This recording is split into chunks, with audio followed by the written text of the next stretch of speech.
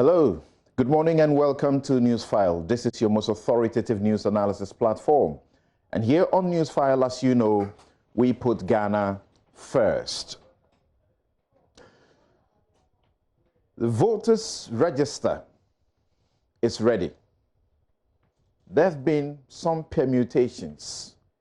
Are Ghanaians that predictable that even by their mere registration, they can be told who is winning the elections on December 7? What do those numbers mean? And matters arising from the registration that in some places was turned a war zone. Corruption was a game changer in 2016. In fact, it was one of the areas the NPP said it will save money to fund the economy. Will corruption be a major topic going into December 7? But why not? So how is the NPP faring with the fight against corruption? Lip service or actual fight? We'll be right back to deal with the vexed matters.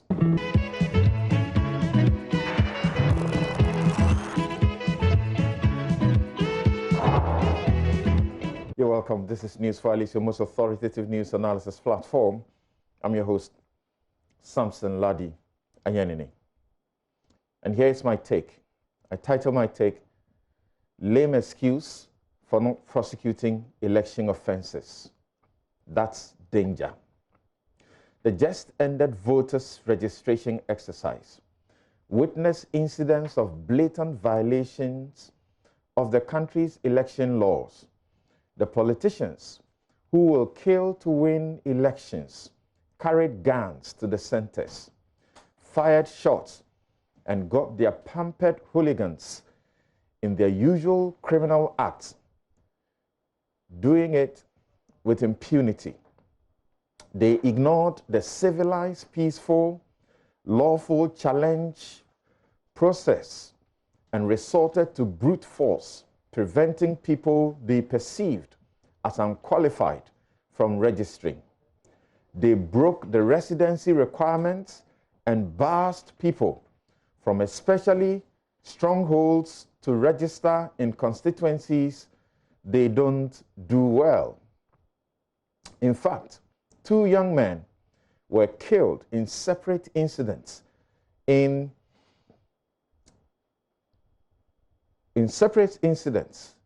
over their heartlessly criminal conduct. Some politicians actually organized parties celebrating their goal of achieving certain number of registered voters in constituencies presently occupied by their opponents. They are certain of snatching those seats in the December vote. Yes, they were in celebration while those killed were being buried and others remain in pain in hospitals or at home, praying to survive the injuries suffered. The ritual criminal acts of impunity will be repeated on election day by those hired and encouraged. There are some who presently wish I would join them to play the ostrich about this at the expense of this country and believe the false proclamations that the hooligans wrongly called party vigilante have been disbanded because of a needless new law against their activities, which law will not be enforced against them. By one of the election laws, Representation of the People Law, 1992, the various election offences are generally punished by a fine of up to 6,000 Ghana cedis or plus a maximum of 2 years in jail and thereafter a 5-year ban from voting in public elections. The police have always given the excuse that they need some independence to enforce this law because Section 42 requires them to obtain a written consent from a partisan attorney general to prosecute such offences. Today, I ask, Mr. IGP, shall we know how many of such cases you have ever sought the AG's consent to prosecute and didn't get?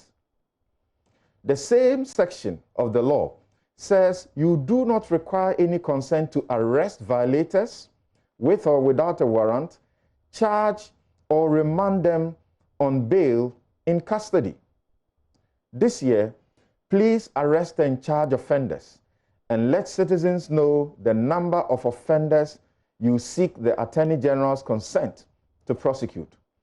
Do your part if you are not minded to resort to other laws, including the Criminal Offences Act, which has enough provisions to punish the riotous breach of peace, criminal threats, assault, and damage to property conduct, for which you don't need any consent to prosecute.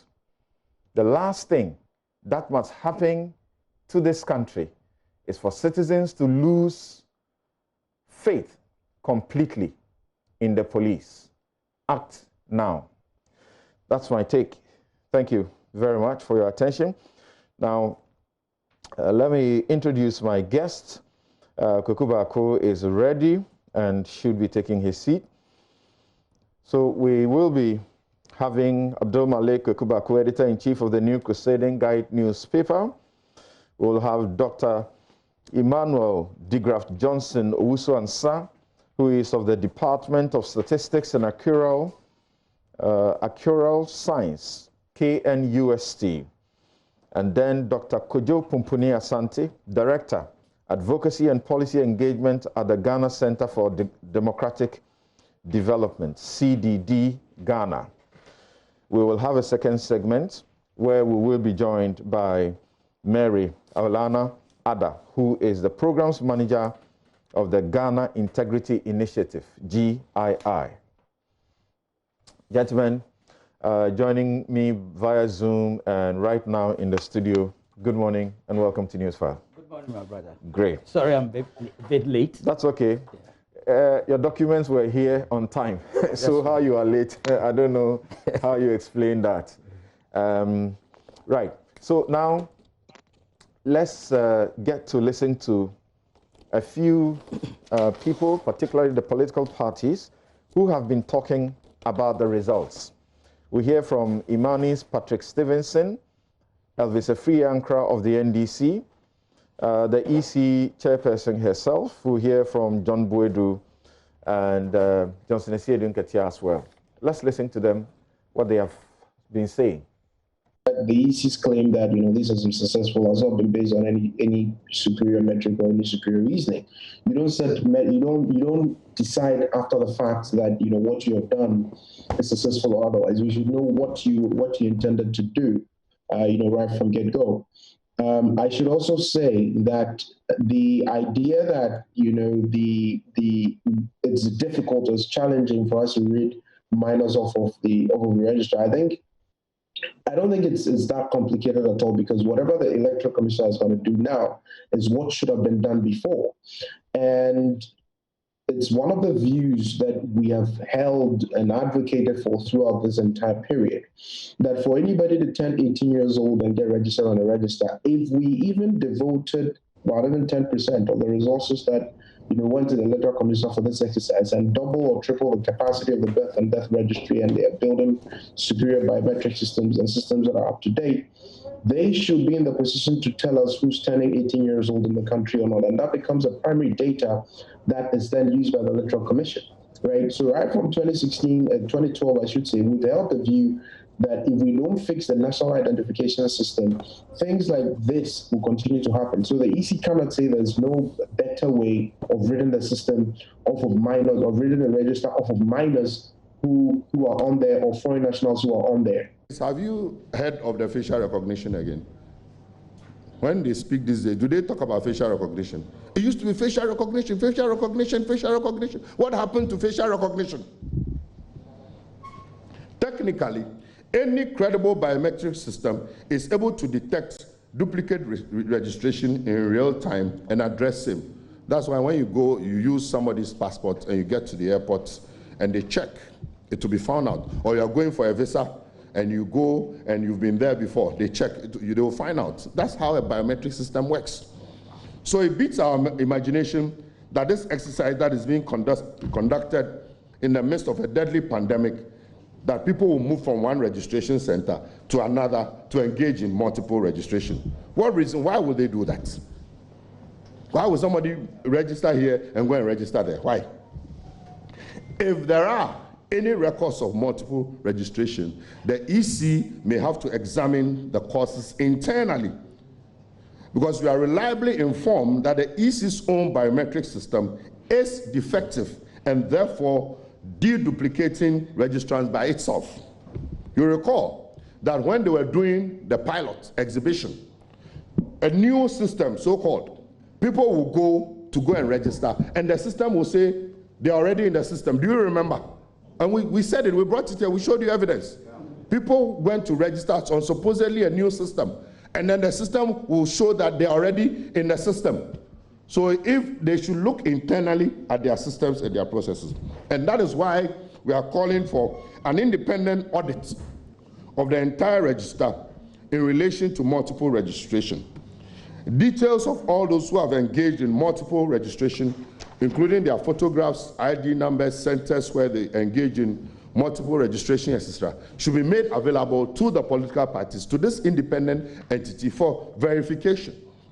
We are highly suspicious of this move because we are aware that the management of the EC has transferred almost all the experienced ICT experts at the headquarters to various regions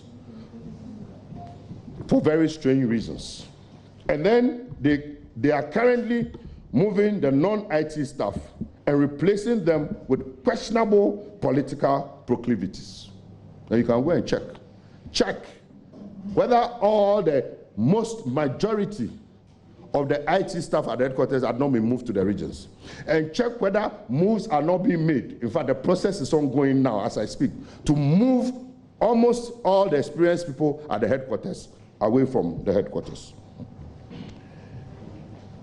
In effect, Jim Mensah and Akufo-Addo have compromised the law. Asedu Ketia in Panda constituency, insisting that with a truckload, and just as they did to you, the media people, instead of them to even pass them, they couldn't pass them. They just got a cab truck and loaded them into it, and was insisting, that's it, and intimidating, and to some extent even insulting the police. This is what he did by insisting that these people must be allowed to vote. Because they were coming in batches, insisting that people who are not qualified, who are not citizens, who may not be resident or ordinary residents in the polling station they want to register, should be allowed to register. Unfortunately for him, as they finish registering and they are going with their Kia track, one of the tires got burst. And the security agencies, particularly the immigration, was alerted. We realized that 66 Ivorians have managed to cross with the help of Asedu Ketia and his party to register to vote in our upcoming elections in December.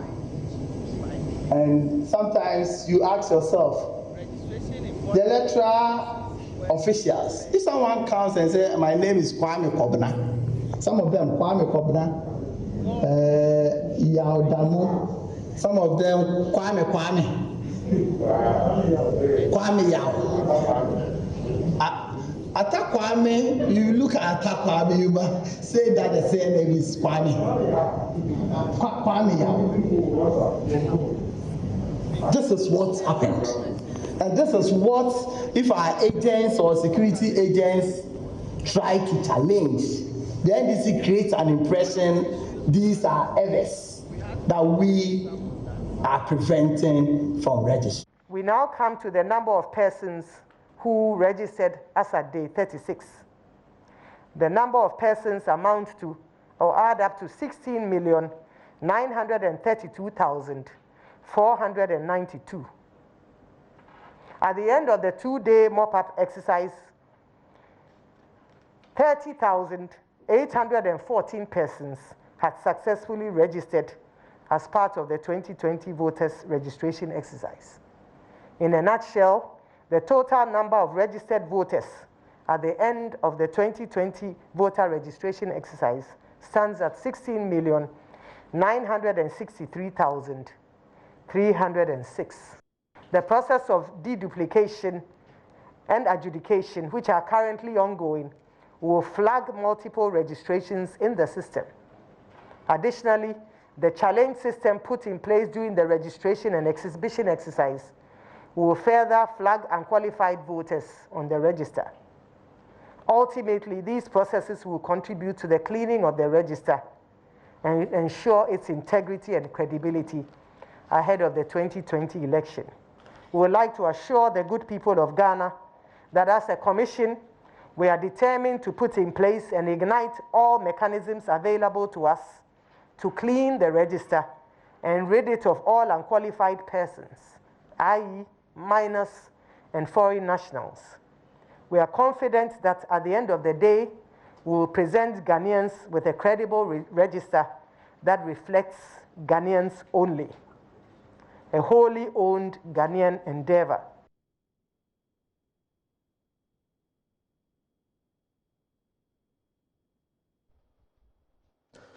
You're welcome back. So you heard Patrick Stevenson, senior research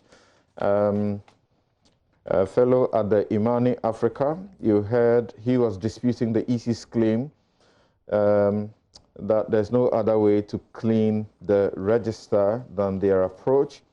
Elvis Efrie Ankra, Director of Elections at the NDC, accusing the EC of compromising the electoral process.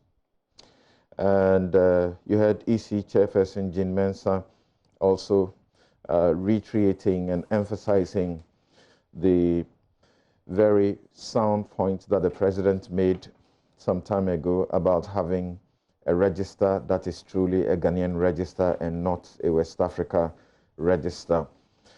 Right, you heard John Boedu, General Secretary of the NPP, accusing Esiedin Ketia and the NDC of bashing Ivorians. The NDC reacted by saying that it is rather the NPP that did it and turned around to hold a press conference to accuse them. Now, my guests are seated. And as I mentioned earlier, joining us via Zoom is Dr. Emmanuel de Graaf Johnson Owusu-Ansah, Department of Statistics and Actuarial Science of the Kwame Nkrumah University of Science and Technology. Doc, thank you very much for joining us. Thank you.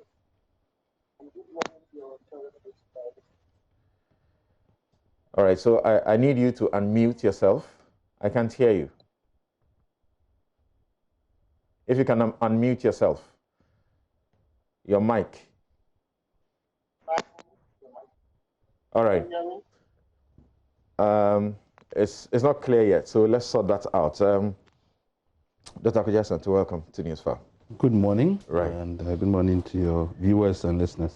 Great.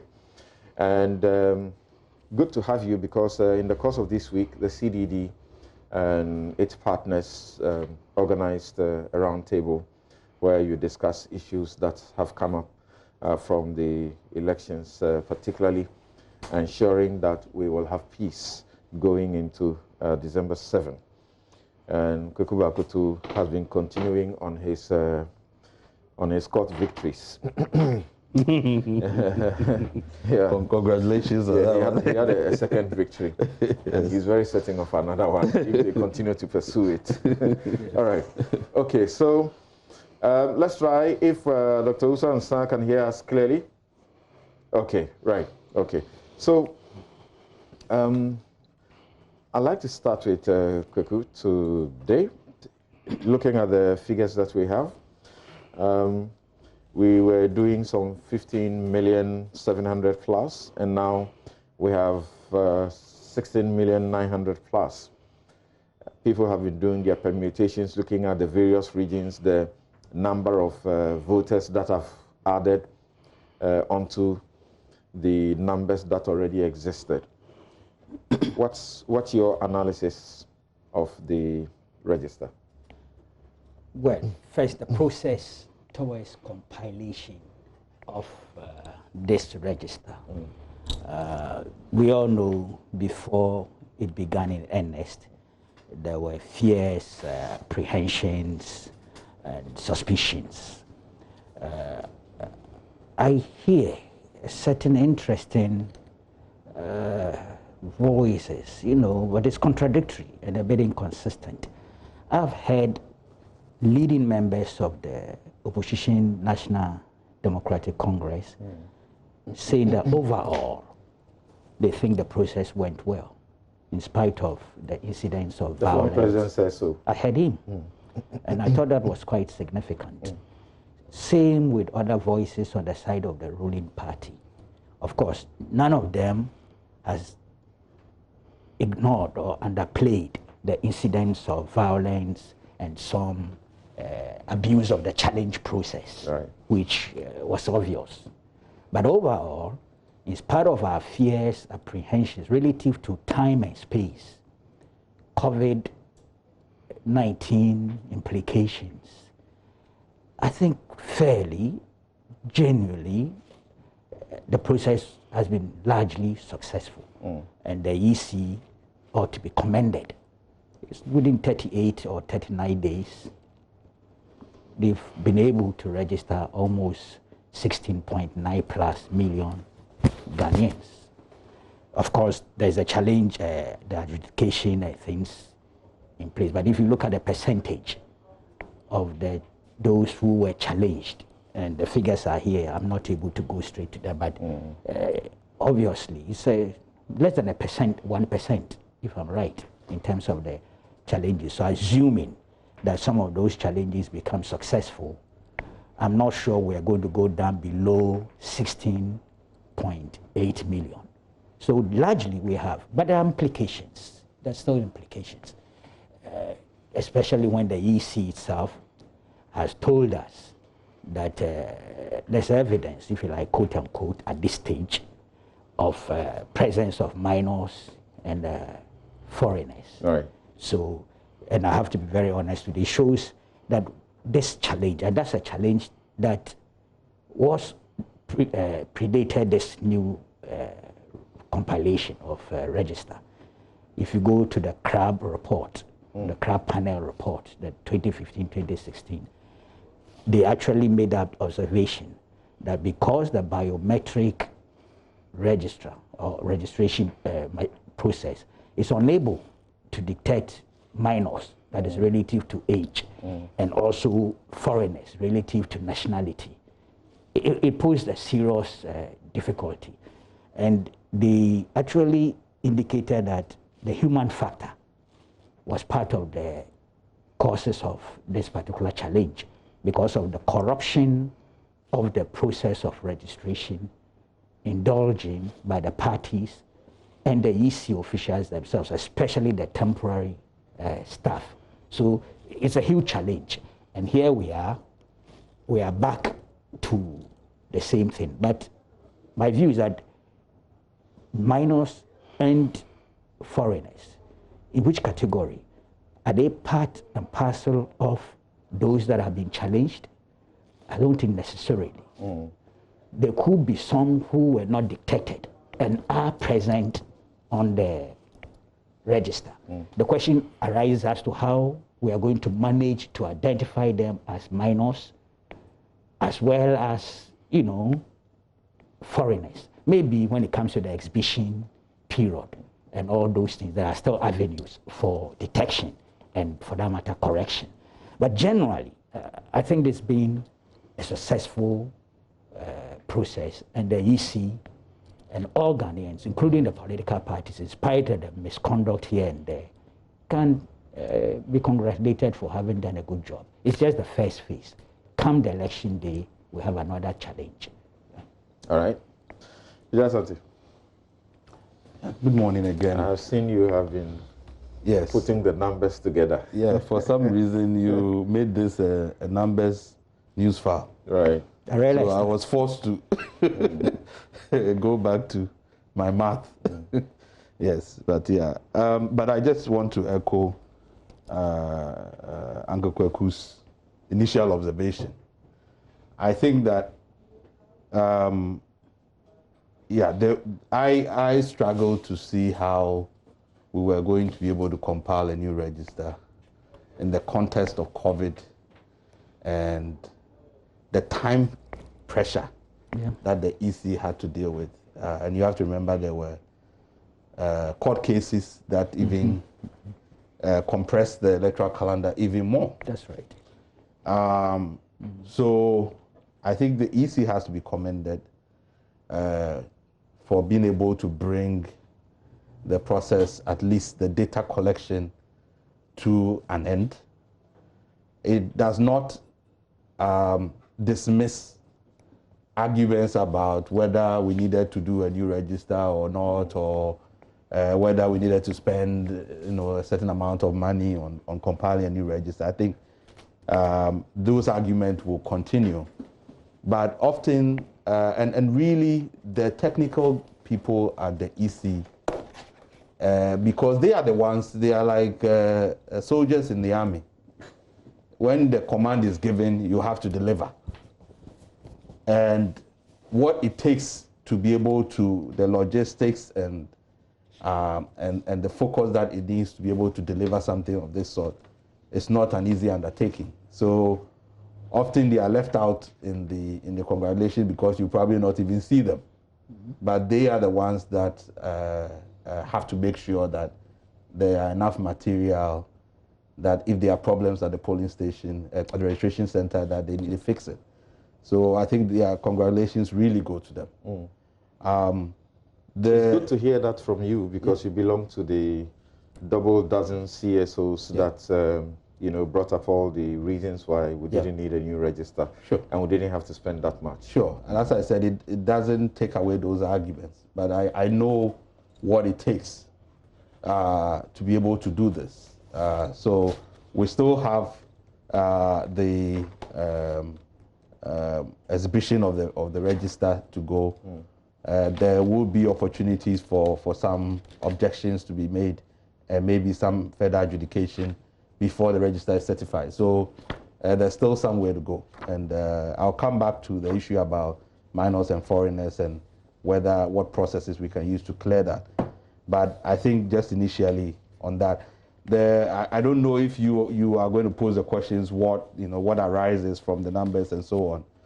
But maybe I'll leave that to you. We'll do so. We'll do so. But yeah, initially, I think the people need to be commended for bringing us to this point. Right. And you, as a governance CSO, have been concerned about the incidents. Yes. Yes, and that has been particularly worrying. So when we look at the trend data over the years, it's always been election-related violence is always higher in the pre-election environment than on election day. It can also get bad immediately after election. But in this particular pre-election phase, we have seen more major incidents involving, the use of arms, destruction of property, and as you know, there are 2 young people who are dead, than we have seen in previous elections. And there are various things that... You mean elections or registration exercise? So we kind of put it in the registration exercise. I'm not sure we can find a registration exercise where we recorded deaths. Do you have any recollection of such? I'm not sure. It doesn't immediately come here, right. But definitely there's been a lot more shooting, and that maybe signals certain things, that a lot more people have arms.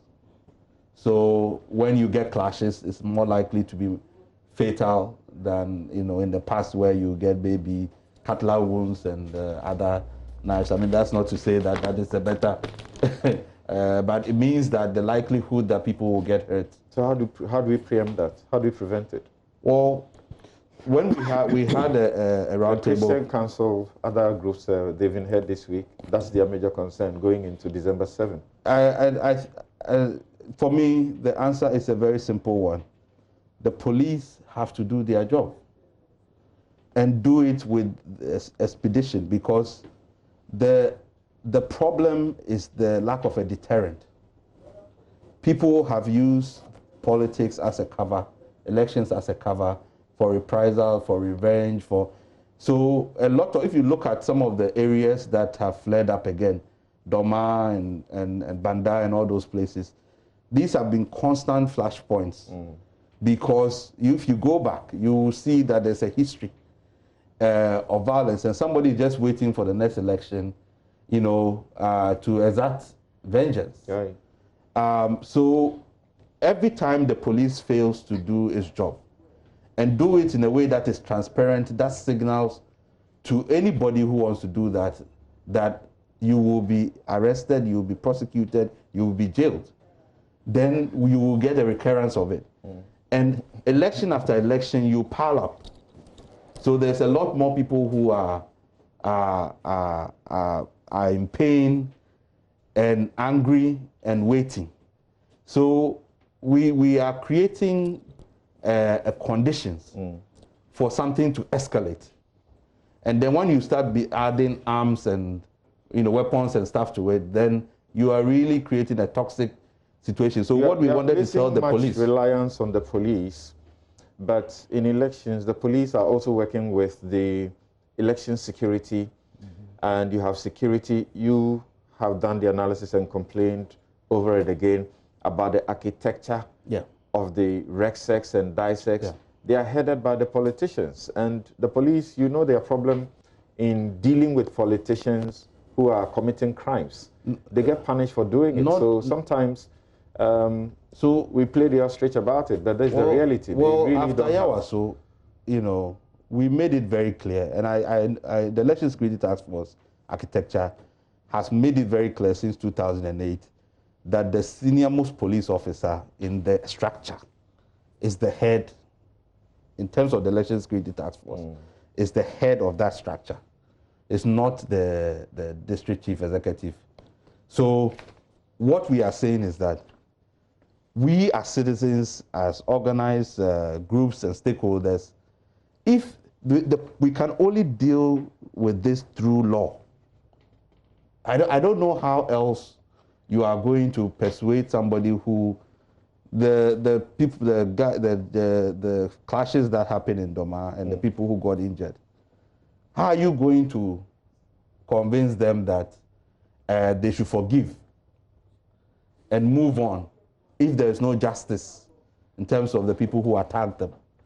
The solution is the police doing its job. And we are saying is that the police has to be transparent. If you have arrested people, if you have people in jail, publish them.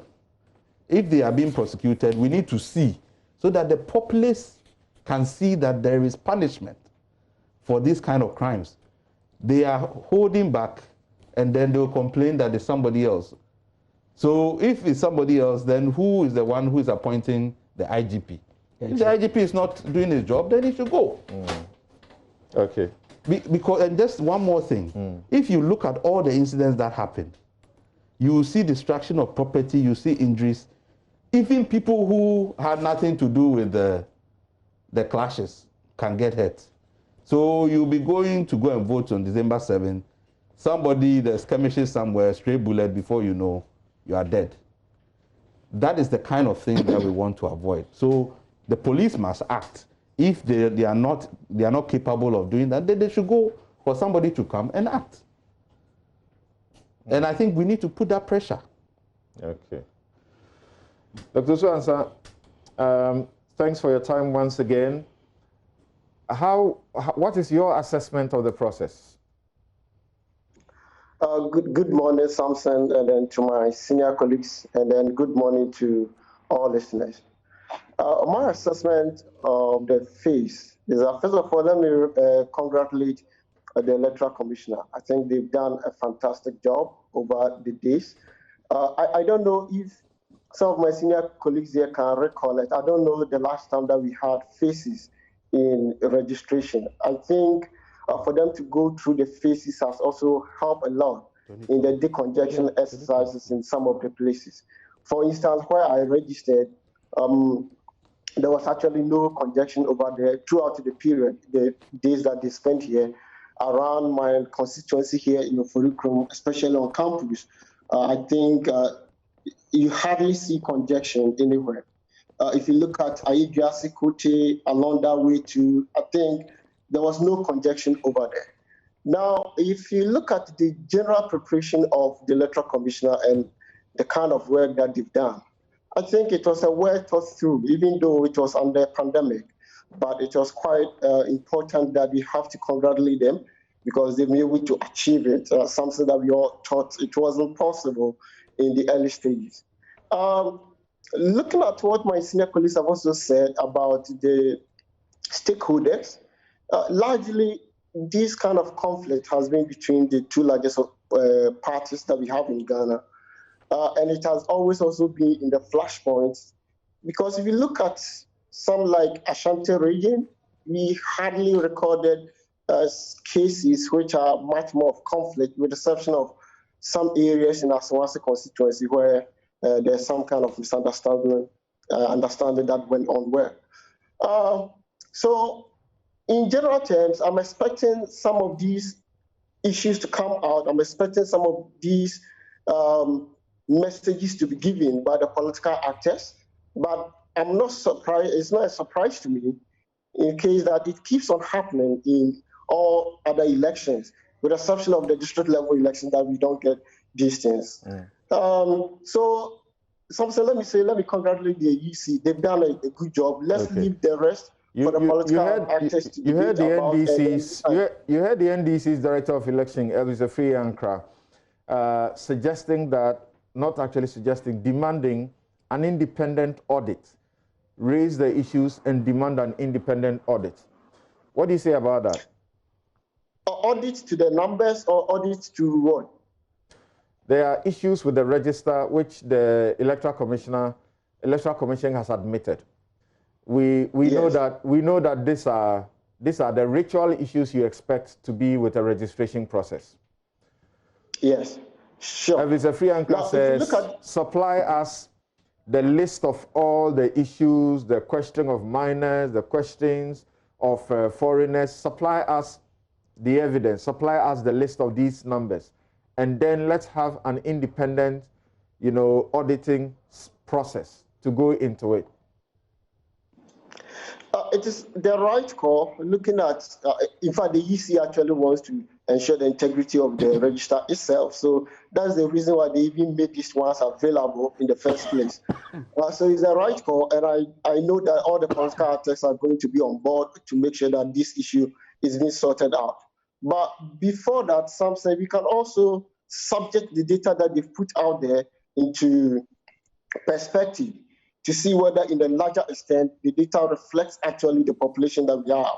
And some of these issues can be trashed out as we move forward. Before you get there, when you say the call for an independent audit is a right call, do you remember any precedents like that the Independent Electoral Commission is doing the work that the Constitution entrusted to do, and one of the parties is asking that it should bring in a third party? The EC has the power to do a lot of things that it wishes to do. The EC has the power to call people to come on board to help them to trust this one issue. I'm not expecting the EC to give entirely its data to a consulting firm or a firm that it has nothing to do with it for it to come and do its work for it. No, I'm expecting the EC to lead the charge, put in independent-minded people who have the capacity and the knowledge in that area, bring in all the political actors, including the independent candidates, all of them on one board, and then this one can be solved. This is not the first time this issue has come, and we're expecting that the historical basis that they've used to solve these kind of problems, they will still revisit that kind of dialogue in order to deal with this issue. They've been dealing with this issue in 1996, in 2000, 2004, 2008, 2012, 2016, and up till now. So I'm not expecting that this is not something that's above the EC to be to execute this successfully. Okay, so now before you go into, your analysis of the figures, let me have Kweku and Dr. Asante say something about this. The call by the NDC, is there a basis for it? What do you think? There's no basis for it. As we speak, do we have a legal regime relative to how to scrutinize the register? Do we have or do we don't have? Except when we have gone to court and the court has compelled a third party like KPMG to audit. You just preempted me. I was going to say that bottom line, if they are so concerned and they think they have the evidence, they know where to go. Otherwise, we have processes. Okay? The deduplication process is there. This adjudication process that comes with the challenge process is there. The exhibition process is there. Indeed, the parties are given the provisional register before the certified one. I'm sure I'm damn right on that. So you can go through. There are many processes that, when they are combined and properly managed and activated, could help address their concern.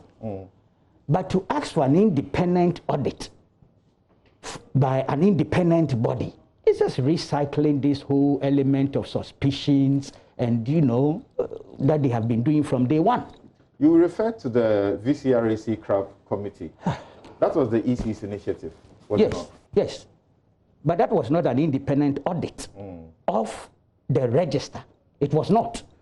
It was a panel. They set up a forum for all the parties who are agitating for a new register and those who are insisting on the retention of the register to bring their evidence.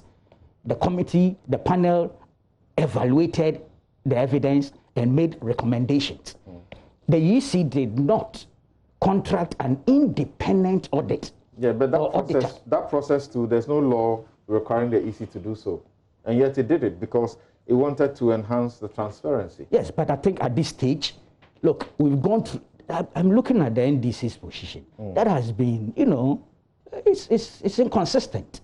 It's been moving from one level to another level. They never appear to be satisfied with the process. In spite of the fact that now we are hearing some of their leaders saying that, this has been largely successful. So what is the element, what is the challenge? What is it that we are going to call in the independent auditor to do that the existing laws cannot do? I don't think they have a case. He said they have a suspicion. Dr. Asante, he said suspicion. We should interrogate suspicion. They have a suspicion that the commission is compromised. They speak about mistakes and over-reporting of figures in their opponents' strongholds. They talk about under-reporting of figures. They refer to the Ashanti region, where they brought the EC's attention to some of the wrong figures. The EC made an admission that there was a need for correction of some of these. They refer to the question of minors and so on and so forth. Are these not genuine situations where if the EC wants, like they say, sunshine is the best disinfectant, to open up? All right, thank you, Samson. So I don't agree. I don't think we need an independent audit of it. There's one aspect of it which I do agree with, which was the publication of persons who have done multiple registration or have breached laws. Right. And it goes back to my point about deterrence. We almost have to be deliberate and transparent in prosecuting people who offend the rules. And it has to be publicly done so that everybody knows that there's actually a consequence for these kinds of actions. Otherwise, then we'll come back again to deal with that. So I agree with that. But I just wanted to just give some information on why I think we don't need an independent audit. So the EC inaugurated the 16-member committee to look at issues of registration, multiple registration, and other kinds of, to clean the register. It's a very important job because the deduplication committee, because it's important. There's that aspect because we have become more technologically inclined with these processes. You need the transparency around that process as well. It's not just done by people at the EC office. The parties have to be there. But party reps on that committee. That's the point I'm trying to make. That the system member include party representatives there. So that is one opportunity to make sure. Party representatives, there's civil society. There's civil society representation there as well. The EC people, IT people, they are all there. So that gives you an opportunity to check if there indeed people who have been registered multiple times are actually deleted. Then when we come to the exhibition process, there is an opportunity for you to object to people on the register if you think that they are not qualified. That's right. If you go to CI 91, clause 23 of it, it gives you that opportunity to do that. And then the district review registration committee will then look at it. All that process has to be concluded before it goes to the magistrate. And all of those processes are transparent. Very much so. So there is still opportunity and that's why the provisional register, when it's given, is very important. So that the parties, if they feel they have particular areas where they want to zero in, they work with their polling station executives and other executives to look at the list and be able to raise objections. Okay. Even if you are not sure, you can raise the objections. If you go and it doesn't succeed, that's a different matter. Okay. So I think that process should allow us to be able to clean the register. What it cannot do, on the other, is that it's very difficult for you to tell who is a foreigner and who is a minor in that particular case. And I don't think you can do that through that process. So the parties have done that already. Which one? Why didn't you hear John Wood showing you how to detect who is a? Yeah, but you have to go and defend. You have to go and defend your position. And I'll raise that.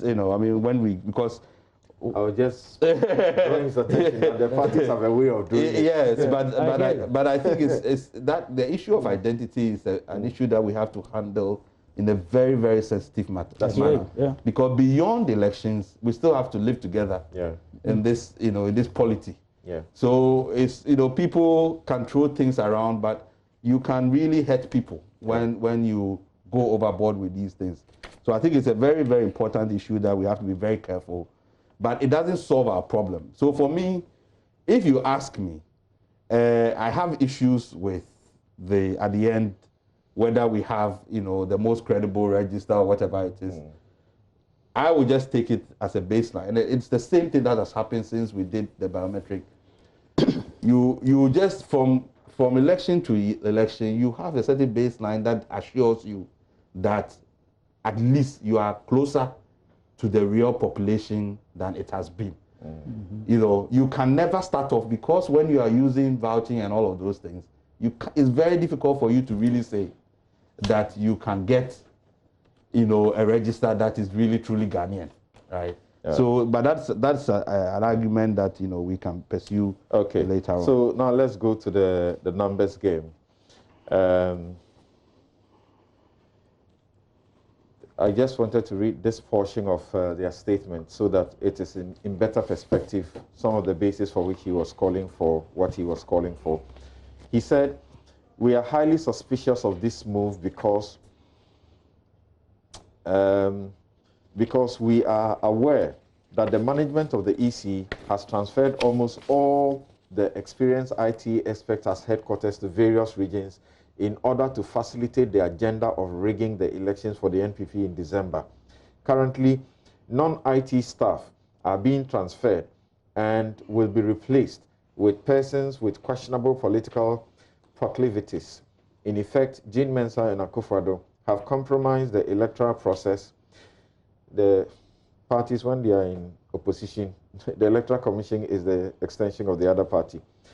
We hope that the so-called deduplication will not be an excuse to delete the names of persons who belong to certain ethnic groups.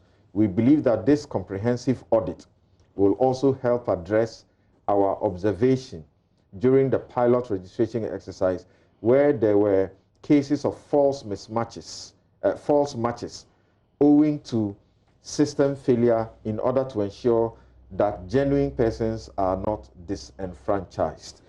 Okay, so this is where he called for the independent audit in relation to multiple registrations. Now, Dr. Usansa, now let's speak to the numbers. How do you interpret the numbers? Samson, to interpret the numbers, I think we should be able to do some form of analysis and compare it to the national data. Ghana Statistical Service, they've been doing projection over the last 10 years, so they've been able to give us some projection over the years. Now we can take us through up to this point. One thing that we should not lose fact is that a lot of the people actually registered with the Ghana card.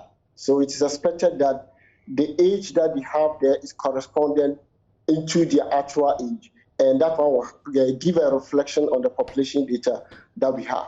Now, if you go through, we've seen that as of the last mob up, the EC said that they've had up to 16,963,306 people who have registered. And then if you look at that, you have the regional distributions that they have, giving the majority to Greater Accra region, which actually resulted to some 3.5 million. Now, if you look at this distribution, it is also very clear to us that the percentage changes that we have there is a true reflection over the years, as the projection actually says. Now, if you compare this to 2016, as the EC has already done, the voter share actually resulted Greater Accra actually having some 19.5%, and then with Central Region having some 18.95%. That gives us that these two regions actually had some form of increment. Even though Central Region is not high, we have a reason of putting it there. Because comparatively, we also did some analysis with the population share ratio. And this population share ratio in 2016 was a projection by the Ghana Statistical Service. It also shows that the Central Region actually had some 8.6% and Greater Accra having 16%. So in 2016, Greater Accra were having the voter share more than its population share in comparison with the national population data. If you look at the voter to population ratio, still Greater Accra had 66.41%. It means it has some 4.6 million people. Out of it, about 3 million people qualify or are seen as adult to have registered. So they have the highest number, with the rest, all of them being around 50+%. Now, if you compare this to 2020, the 2020 estimated population actually puts Greater Accra again at still more than 5 million. And then the voter registration also puts it around 3.5 million, giving Greater Accra some 69% of the population vote in Greater Accra being seen as adult.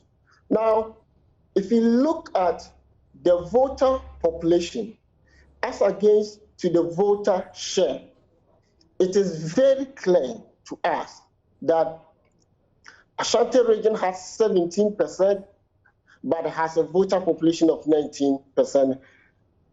Greater Accra had 20% of the voter share, and then they had around 60%.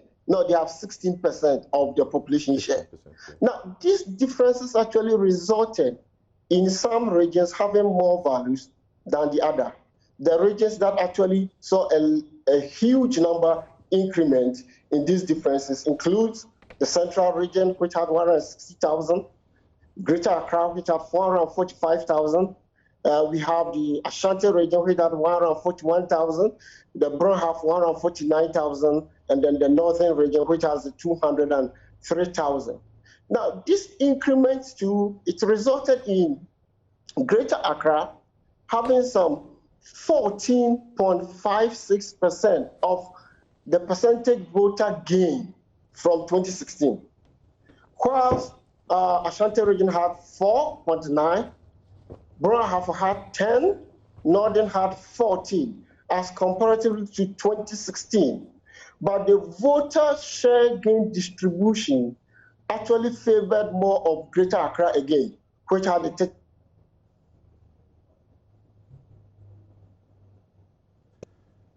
that is going to be the battleground for this particular election. And then if you look at the voter registration that we have, it shows that it is a true reflection of the population projections that the Ghana Statistical Service Dr. Osuansa, your analysis got truncated a bit before you came to say these. The battlegrounds will actually be the Western, the Central, the Greater Accra. Why? The Western, the Central, the Greater Accra, because they had some gains from 2016, and then the gains in the 2016 is significant enough to alter the dynamics of the election. Now, if you move on to compare this. I thought the Northern region also had significant gains as well. Yes, the Northern region had a significant gain, but the Northern region is not a swing region. And once it is not a swing region, it is very difficult to put them into that category of changing the dynamics. Understood. So with these three being the swing regions, that is why it is so important that it will change the dynamics. Okay. Now, let me also emphasize here that these changes in the numbers is as a result of the COVID, because a lot of people has to stay at where they live to register. Unlike previously, where you have to move to your town or village to be sure that you can register in the town or village, this time around, that wasn't so. Another reason is that much change in Greater Accra is also as a result of most of the closure of the tertiary institutions.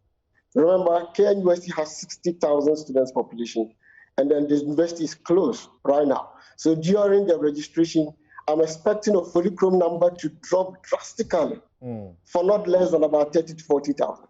These people will be distributed across their regions.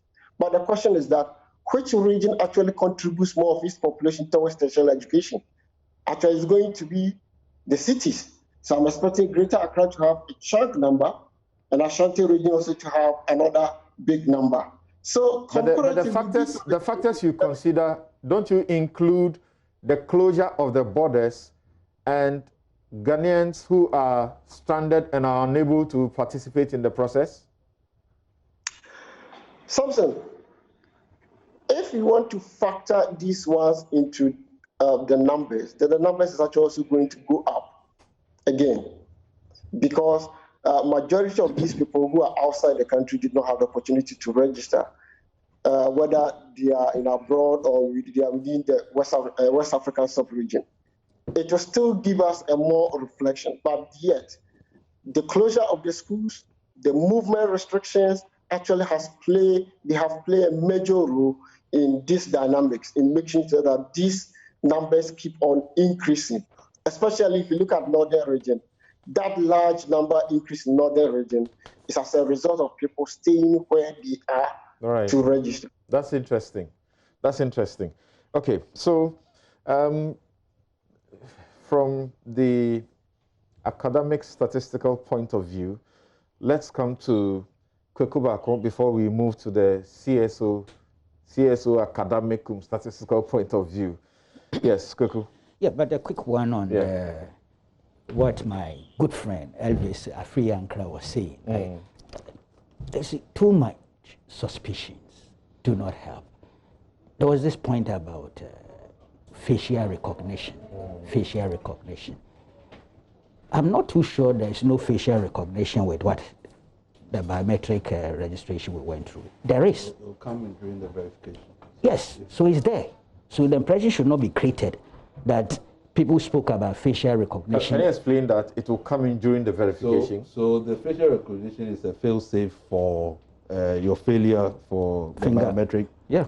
The fingerprint to recognize you. Right. So if you go on election day and it doesn't recognize you, you realize that the EC said there were about 64,000 or so people who had damaged. Very small number. Small number, yes. about 0.3%. Yes. So the facial recognition will be the fail-safe if you don't have. Right. You're not able to. Yes, and as he's saying, the EC has spoken to that. Unless you have evidence contrary to what the EC is saying, that indeed there isn't anything like that, there's no need to keep recycling those things. It is in the last EC press conference that they had, they let the citizens know. It's in there that they have that application which will be activated when your fingerprints pose a challenge. Then there's also the point about transfer of staff and the context in which he looks at it. It's an administrative action if indeed has been transferred. Now, give us the evidence. Don't just say it. But even if you say it, on what basis are you questioning that administrative act by an election management body if it decides to transfer? It is not new. Transfers within the EC did not start today. Their point is that the experts that the EC has here in Accra have been transferred elsewhere and will not be available to do this exercise. Did he give you the evidence? That is suggesting. So, did he give us the evidence to that effect? And their point is that they want the independent process if the EC wants the NDC to accept any deduplication exercise. What I would actually, I think if the NDC can help us more to elaborate how they think the transfer would affect the way the system is going to work. First of all, whether they say it's a suspicion. Yes, sure. They say it's a suspicion. Yeah, sure, but you are only worried if you believe that by transferring these people, there will be a problem, like a gap or something there. Because as I see the process now, they are going to use shortwave to transmit the data from the districts. So actually, if you have better IT experts at the district, that's where the information is going to come. And if there's going to be any problem, it will start from there. It's not at the headquarters. They say the transfer is intended, they suspect, is intended to facilitate the agenda of rigging. But how? Because, you see, we can all help each other. So that their absence means you can have other people who are, by their suspicion, you can have other people who, you know, think along what you want to do. That is, if, in fact, there is any such... Okay, so if the evidence is provided, that is how... Because, I mean, we are all very interested. The transmission of results have always been a challenge, and it's going to be another challenge come 2020. All right. We need to understand what the concerns are so we can deal with it in time before... Right. I think all of you have been unanimous about the fact that this is needless. No, look, it is needless. There are various layers of transparency that the NDC itself is involved and civil society is involved, and so they should just keep to that. It doesn't help. Okay, let's get to the numbers. No, it's important. They made another point of deletion of people with names, ethnic, some ethnic that was the point, yeah. It's just wrong. Look, we ought not to encourage the growing of suspicions that have no foundation. And this has been going on for a while until they went to court. The court determined, we've gone through the pilot process, we've gone through the regular process, and your own flag bearer is even acknowledging that this has been largely successful. Why do we, at this stage, continue to grow suspicions and recycle them? It's wrong. We hope that the so-called deduplication will not be an excuse to delete the names of persons who belong to certain ethnic groups. Come on. And we are supposed to digest this. It's indigestible. Okay, so let's move on then. Now, like you always like to quote the Supreme Court. Multitude of suspicions do not constitute proof. I'd forgotten. I knew I should have. Yes, but that's the fact. And we should be very blunt about those things. But in any case, the game of numbers. I've been listening to the two major parties, their spokespersons and representatives, some have been very cautious. They've declined to interrogate the numbers at this stage. These are just numbers of registered voters. Do not necessarily translate into actual voting for you or not. I think if you listen to some of them carefully, that there's a certain science and data to it, like Wontumi will say. I was listening to him. Well, if you know, after they were done with the exercise, he actually organized a sort of a celebration. And his point is that they've been able to successfully, depopulate particular places and mobilization, your organization, post-registration for the parties. It is what message you are crafting, how you are communicating that message, and what organizational and mobilizational strategies you are putting in place. That is what will attract the votes, the numbers, onto your side. Okay, that's the way I see it. So what they are doing now is shadow boxing, But I agree with the analysis that was made, to the extent that the swing regions, and again, this is based on precedents. We know quite a lot of those regions. This is Greater Accra, is said, Central and Western. Yeah, but we have to add BA to it. Yes, but what has happened is the creation of the new regions too has had an impact in terms of how things will go. The constituencies remain the same, but the regions are not the same. And I'm not too sure how even that would directly impact, but we should take into consideration the fact that we now have 16 regions instead of the 10 regions. I'm not an electoral predictor or poster like Ben Efsen and the rest. I will not pretend to understand all the details.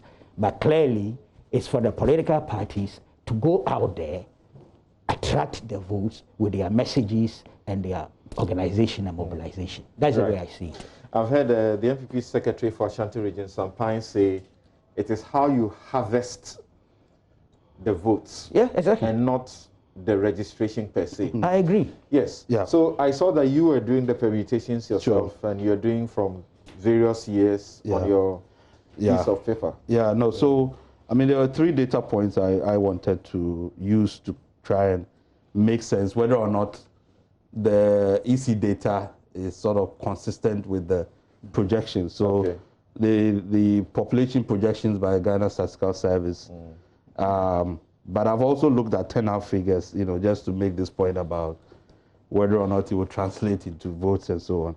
So if you take, for example, the voter region, the projection for 2020 was just about 1 million, just over 1 million in 2020 for the adult population.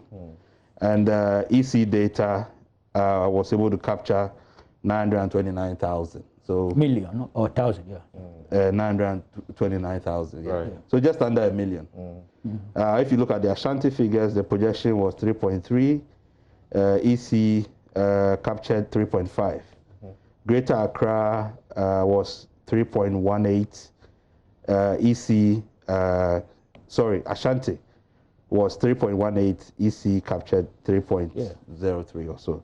So if you look at it, it's there and there. But the national total, the projection was about 17 million, and the EC captured 16 point was something. So if almost 17 million. Almost exactly, right? Yes, but once we go through the challenge processes, complete the deduplication, the numbers are expected to come down. Sure. So for me, if you look at the projections, there's no big, there's nothing that's alarmist for you to look at. Okay. Then if you look at the net gains and net loss, where some people are looking at these things. So in terms of, voters stayed almost the same.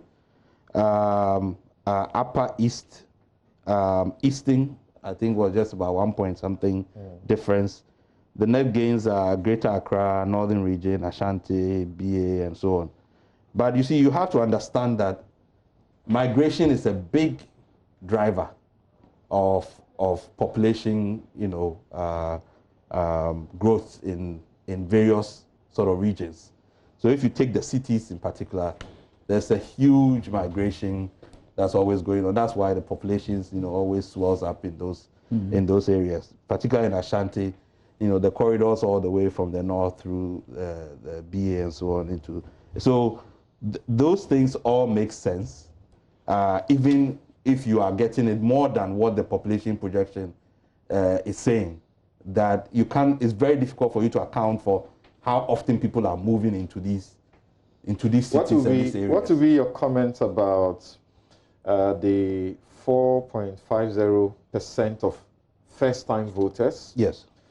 The fact of women, yes, outnumbering men. Yes, which is also consistent with the population. As the gender dynamics. Men 49.6. Yes, women 50.3. It's very accurate. I don't think though that. I think what we need from the EC is not just 18 years, because 18 years does not necessarily equate to first time. 18 years, yes, but if you look at the last time that we did a full registration, which was in 2012, you really need to look at 18, 19, 20, 21 to really get a better sense of what the first-time voters population will look like. So that will give you some really good indication. Remember that almost what is close to 60% of the population is under 25, 70% under 35. 18 to 35 could be about 40%. So there's a huge young demographic group that the parties will be interested to see how they are going to capture. They are going to basically determine the election in many, many, many places. But I just wanted to raise, the argument that people make about whether voters staying the same was as a result of closing the borders and so on and so forth. And that's why I tried to look at Upper East, because I'm looking at the border area. So yes, Upper East, we didn't see a big change. No, but before the border area comment, what was the percentages you gave for 18? And because we know that 18 years is 4.5. Yes, and then 19 years is 3.6. Yes, and then 20 years and above is 91.9. Yeah, so I thought they would break it. They would do another for 20 years and another for 21 years, because I feel that there are a lot of, even though we've had limited registration, it was the district elections where a lot of people did not register. Then we had the regional. So we haven't really had a massive election where anybody who was 15 years at the time when the 2012 election was going on, most likely some have not registered throughout all this process to now. So they will be like, sorry, if you were 17 years or something, it's possible that you are probably 20 or 21 by now. So it'd be good to separate, rather than having 20 and above, which is everybody else, separate the 20 as well and separate 21. Then you really begin to see what the first-time voter look like. Okay. Now your border area comments. But I was going to say, I'm going to ask any of you, if you remember, it may be for the optics, but it's good. Please keep showing that. Do you remember any time when we have done this exercise and there is infographics that makes it easy? Oh, yes. There is comparative analysis of previous years? Yeah, that is why this, sometimes I don't know why we shy away from information, because the more information you give, the more informed people are. And when there are arguments about things, then you can refer easily to these things. So we need more of that. We need more of this information. I think the voter register, I think by law they're supposed to put it on the website and so on and so forth. The challenge we have had, for those of us in civil society and academics, is that it comes in a PDF So they've format. done a beautiful thing. It comes in a PDF format instead of a CVS for you to do analysis, within the vote. So we're hoping that maybe we'll be able to get access to the actual document. The point about the border area. So I raised, I took the data for Upper East, because of Navrongo and Boko and other places. Upper West, actually there was an increase. As well, in the Lamle areas, all of those places. But so if somebody makes the argument that, it's because they closed the borders and so on, so there's a suggestion that foreigners were in the register. That's why I was trying to look at the projections, the population projections, and what the EC captured. Right? That the voter region is not a migration corridor. People are not moving into the voter region. Often people are moving out of the voter region into mostly in the Tema areas, and other places. So I don't see any big difference.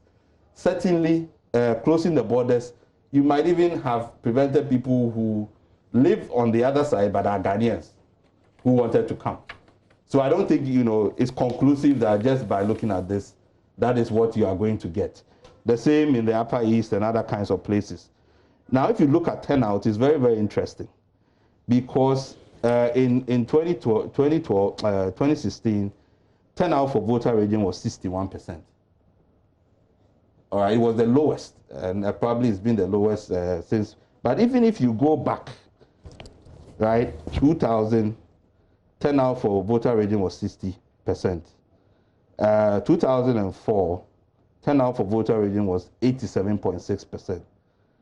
2008, turnout was 67.1%. 2012, it was 78.4%. And then the first time we had apart from 2000, this was the lowest, 61.8%. And we know that there was a huge issue about people in the voter region feeling marginalized, even by their own party. A lot of people didn't go back to go and vote and so on and so forth.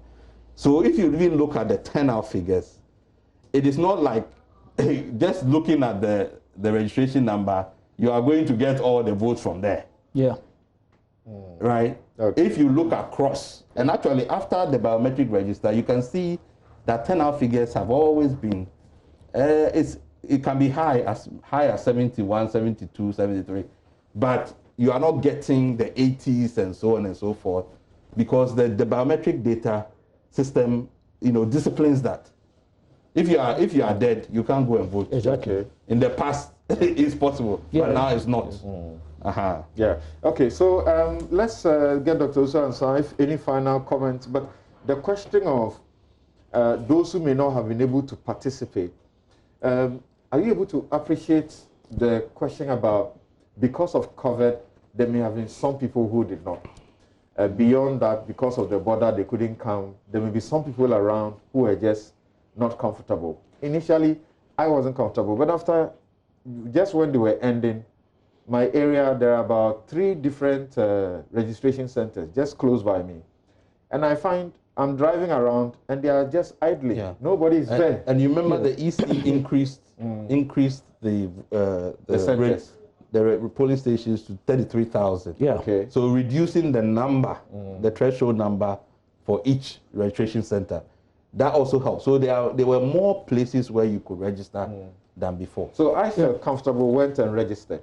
But is it possible that there are people who just didn't? I know people who didn't register. Yes, I have friends outside. In fact, I had 2 or 3 messages the last week wondering what happens to them, especially with the airport closed. But in doing some checks, a bed within the corridors of power hint dropped into my ears that possibly the airport, and the emphasis is on the airport, might be reopened, I think 1st September or 1st week September.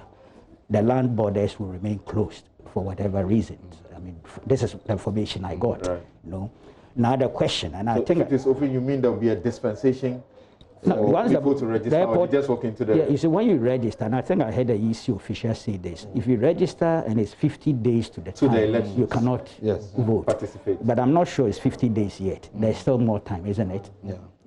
But let's because the law still gives room for continuous registration. Yes, but it stops at a certain point. Yes. That is not 50 days to election. That's right. Yes, so assuming the airport was open September 1st, right, and people came in by September 6th, they can register. Okay. They can register and vote. There will be time. Yeah, there will be time. That's the point I'm making. Yes. Because for Ghanaian officials who are in because there will be some 3 months and so ahead. On. That's naturally like 60 days. Yeah. Right. Okay. Right. Let's hear what you have to say about this, Dr. Usu. Samson, let me point out 3 things quickly. The first one has to do with the gender. If you look at the Statistical Service projection of population, they have male population as around 47.06. The Electoral Commission actually had some 48%. If you look at the female population projected, Ghana Statistical Service has some 52.34%. The Electoral Commission actually had 51.74%. So it is a true reflection. The dynamics looks the same from the projection as to what the Electoral Commission had. Now, my senior talk about turnout. It is interesting to note that every other election, the turnout actually goes high or low. So, for instance, 1992, 94, 96, the turnout actually keeps on. If it increases this year, it will decrease the following year. So we had the turnout for last election being lower. We're expecting 2020 to be higher because 2012 was high, 2016 was low, 2020 will be expected to be high. Now, interestingly, all the presidential elections we had from 1992 up to 2016, if the turnout rate is less than 70%, the election either goes for a runoff or the exchange of government. So that is the dynamics that underlines that. If the turnout rate for the country is less than 70%, the election for the presidential goes for a runoff, or there will be a change of government. So these dynamics comes into place, and it is up to the political strategies for them to look at the numbers and see how best that they can push their message to the population in order to make sure that they fare well in the upcoming election. All right. Thank you very much, Dr.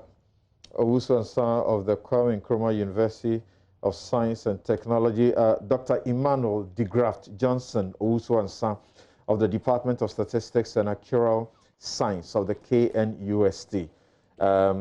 We will take a break now, come and go to look at the questions of corruption, but the issue he just mentioned brings to mind your survey, or you as CDD had earlier suggested that there will be voter apathy. So that's worrying, isn't it? And, yeah, I mean, and looking at if there's going to be a certain smaller percentage, perhaps, and you have people who don't have the opportunity of registering and all. I remember people like Richard Sky actually wrote to the Electoral Commission saying that we are stranded, we want to be able to participate, but we can't. There was a repair. The courts asked the EC to do it within a time. It missed the time. It came to the court, begged for another period. They gave them the time, but unfortunately, it looks like they are not able to do it. Yeah. No, I mean, the point he makes about the every other election is quite interesting, because actually I feel it's counterintuitive. Normally, you would expect that when a regime is going to its second term, it actually generates, it wakes up, which is that either it's time for you to go, and therefore you get a lot more people going out. But actually, it's in the opposite, that in the years when we are getting a change, we have a lower turnout than, so it's quite contradictory. But yes, we have seen signs of voter apathy, particularly among the middle class, and also particularly among women.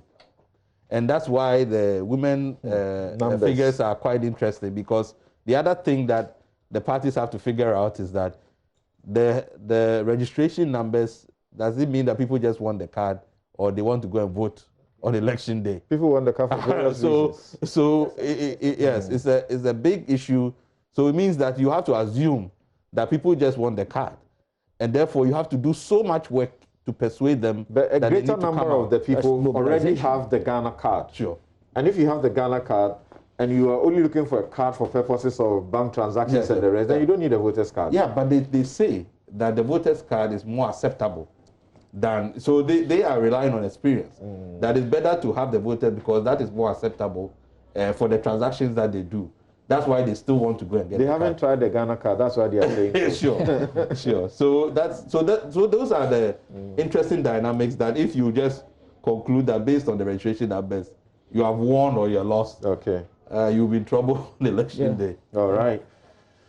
So we take a break here. When we return, we'll ask the questions about corruption. Corruption was a game changer in 2016. And if you remember, almost on a daily basis, the NPP had one story of corruption or the other to tell us, and the media, including platforms like Multimedia, Manasseh Azori Awene doing all the Jida, Suba, Sada, Kanazoe, the Ford expedition, all those corruption matters, the NPP majored on them and actually said they will save us a lot of money through, cutting the corruption to develop the country. Have they succeeded? Has the NDC done better in fighting corruption than the NPP? Real. We'll be right back.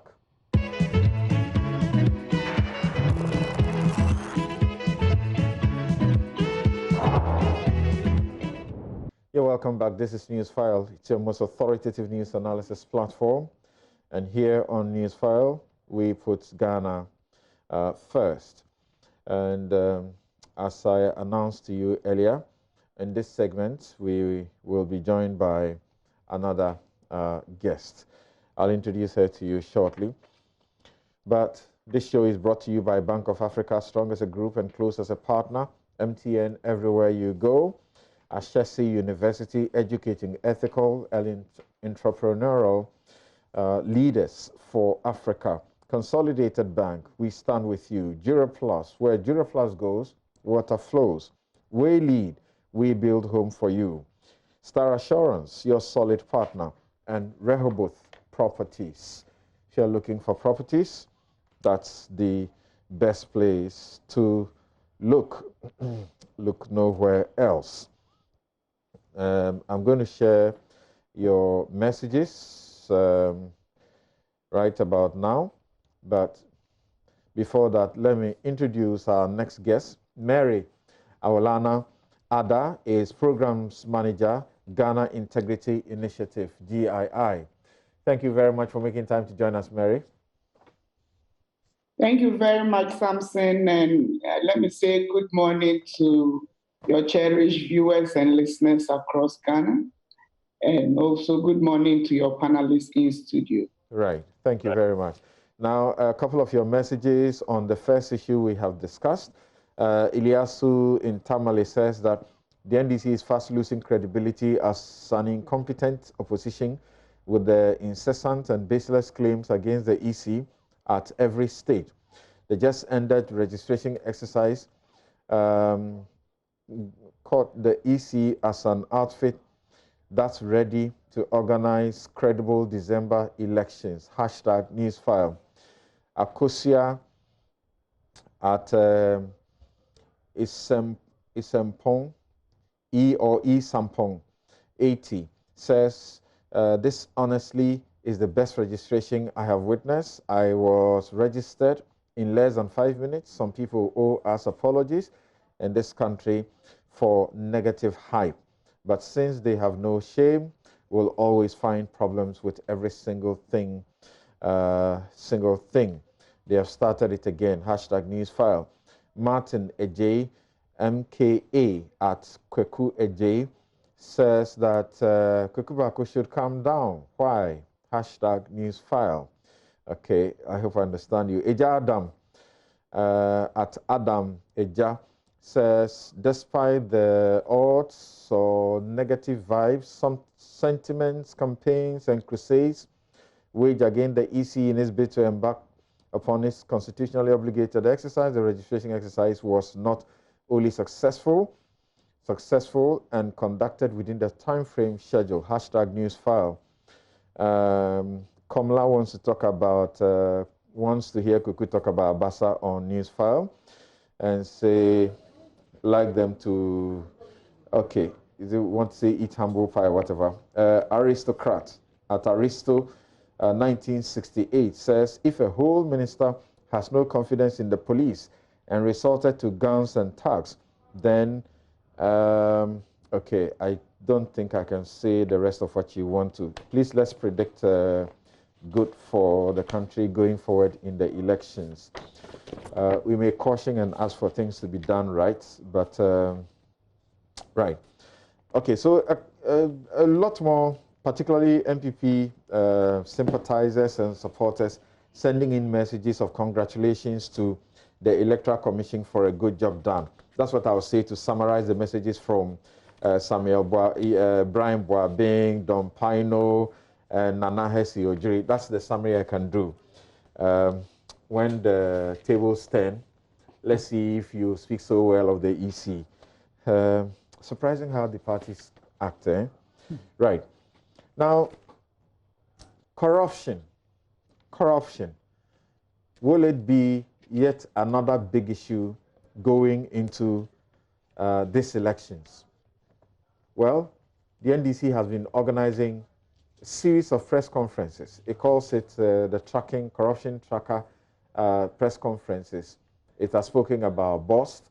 It has spoken about PDS, blames the government for a number of things that it hasn't done, and in fact suggests that the government is actually deep in corruption.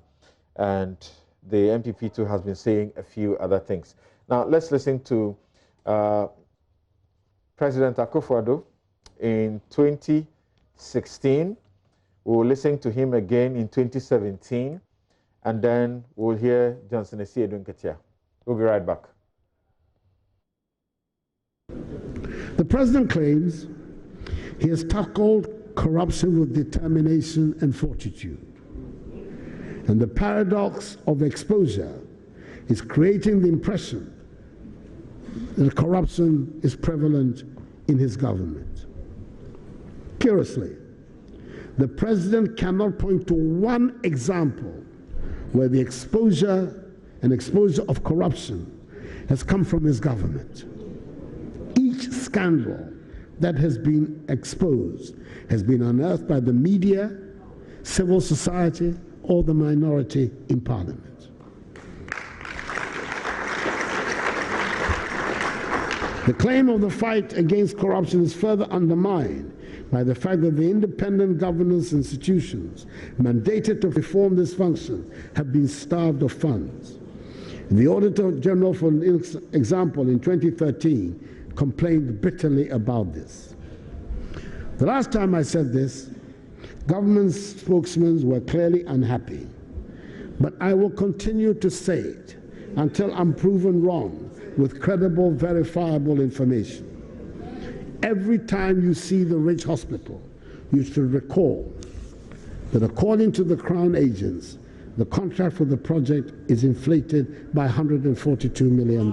Again, every kilometer of road constructed by this government, every school block built under this government has cost more money than can be reasonably justified. It is clear from the actions taken on cases like judgment debts, the World Cup saga, JEDA, SADA, the DVLA saga, the Metro mass branding, etc., that the fight against corruption is a sham. I say again, the so-called fight against corruption is a sham. It's important that the fight against corruption be seen to be a fight against crime and not a struggle or a fight about political opponents. I would accept that the process of bringing people before the courts for acts of corruption are done for political purposes. They are done because you have evidence that people have breached the law and thereby cause damage to the public interest. To be able to do so, we need to be able to build strong, well-documented, well-researched allegations. There are a lot of allegations in our country about people in office. Many of them, when you probe, turn out not to be the case. If we had to go along with all the allegations, we'd have a plethora of cases, many of them the courts would not support.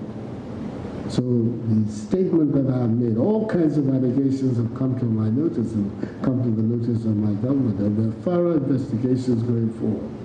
That I will not accept prosecutions being brought just in order to satisfy the appetite of people that people should be prosecuted. They're going to be brought because they have been well documented, well researched, well documented.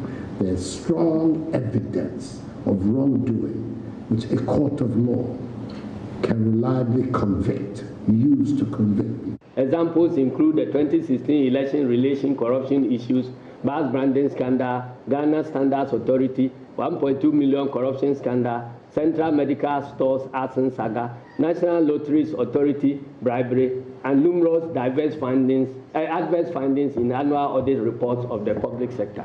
So how can a 2017 report you are discussing as proper professional researchers, and you yourself having said that 88% of the data relates to 2017, and yet your commentary mentions nothing, not a single corruption scandal which occurred in 2017. I'm sure the Ghana Integrity Initiative would have to revisit their representation of Transparency International here in Ghana. If they are going to color the reports of Transparency International this way, then they are beginning to be a disservice to the country.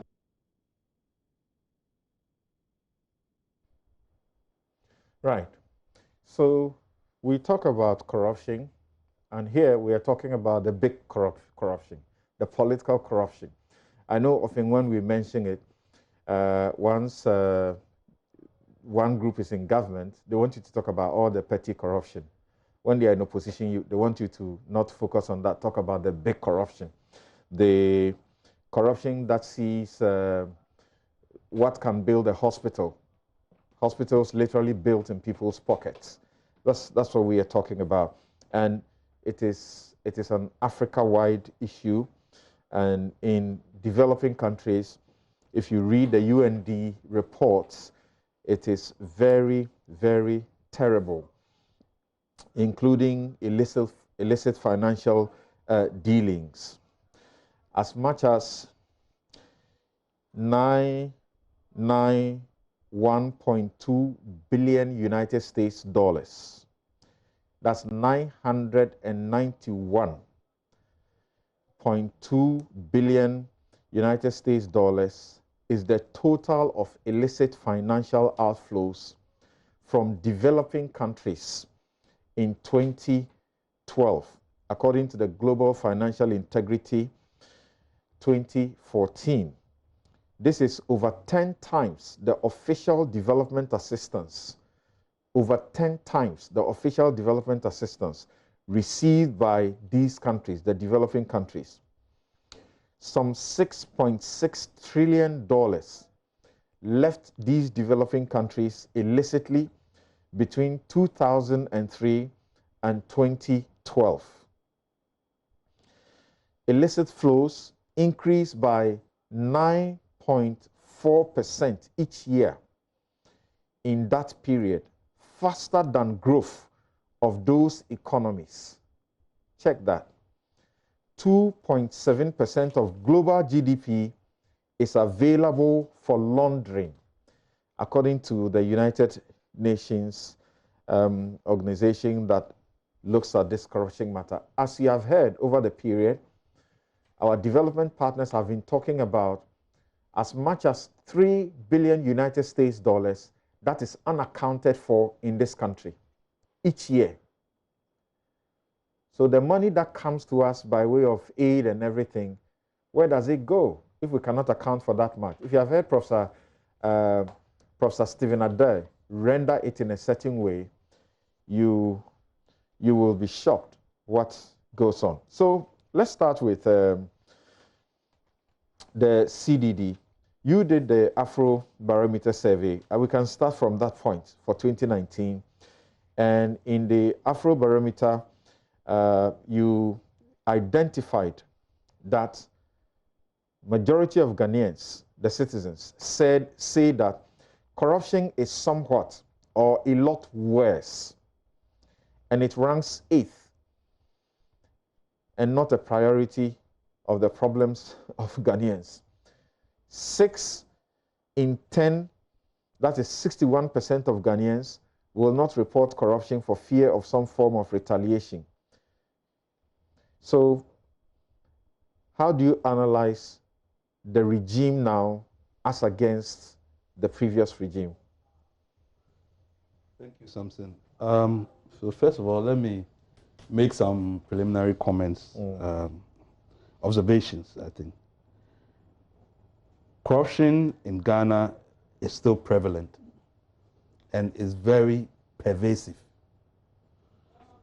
Whether anecdotally, individual experiences, petty corruption, grand corruption, it is pervasive.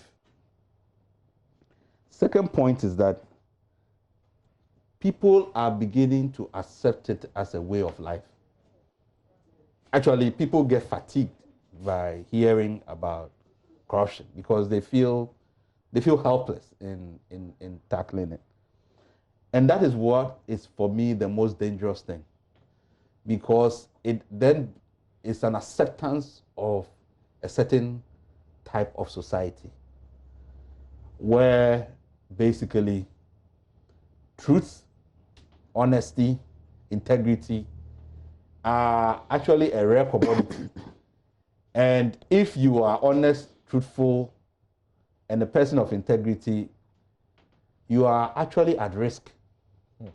Because it's not that people are going to ignore you for your integrity. They feel that you are not playing the game, and therefore you are a danger to those who want to be dishonest and steal, you and my money. And that is a very dangerous, because then it begins to affect the moral fabric of our society. And that is why, for me, it is not really an MPP, an NDC issue. We still have to hold the regime in power responsible for what it says it will do about corruption. I'll come to that. But the trend data over a decade and more tells us that we have failed woefully in our effort to fight corruption. And I'll show you just, through the various data that I have here to make that case. If I take, for example, the Afrobarometer, you just mentioned the Afrobarometer on levels of corruption, for instance. So we did the recent survey in 2019. And you see a very interesting trend in that. I just want to show, all right. Okay. Yeah. If you see, you look at 2014, right?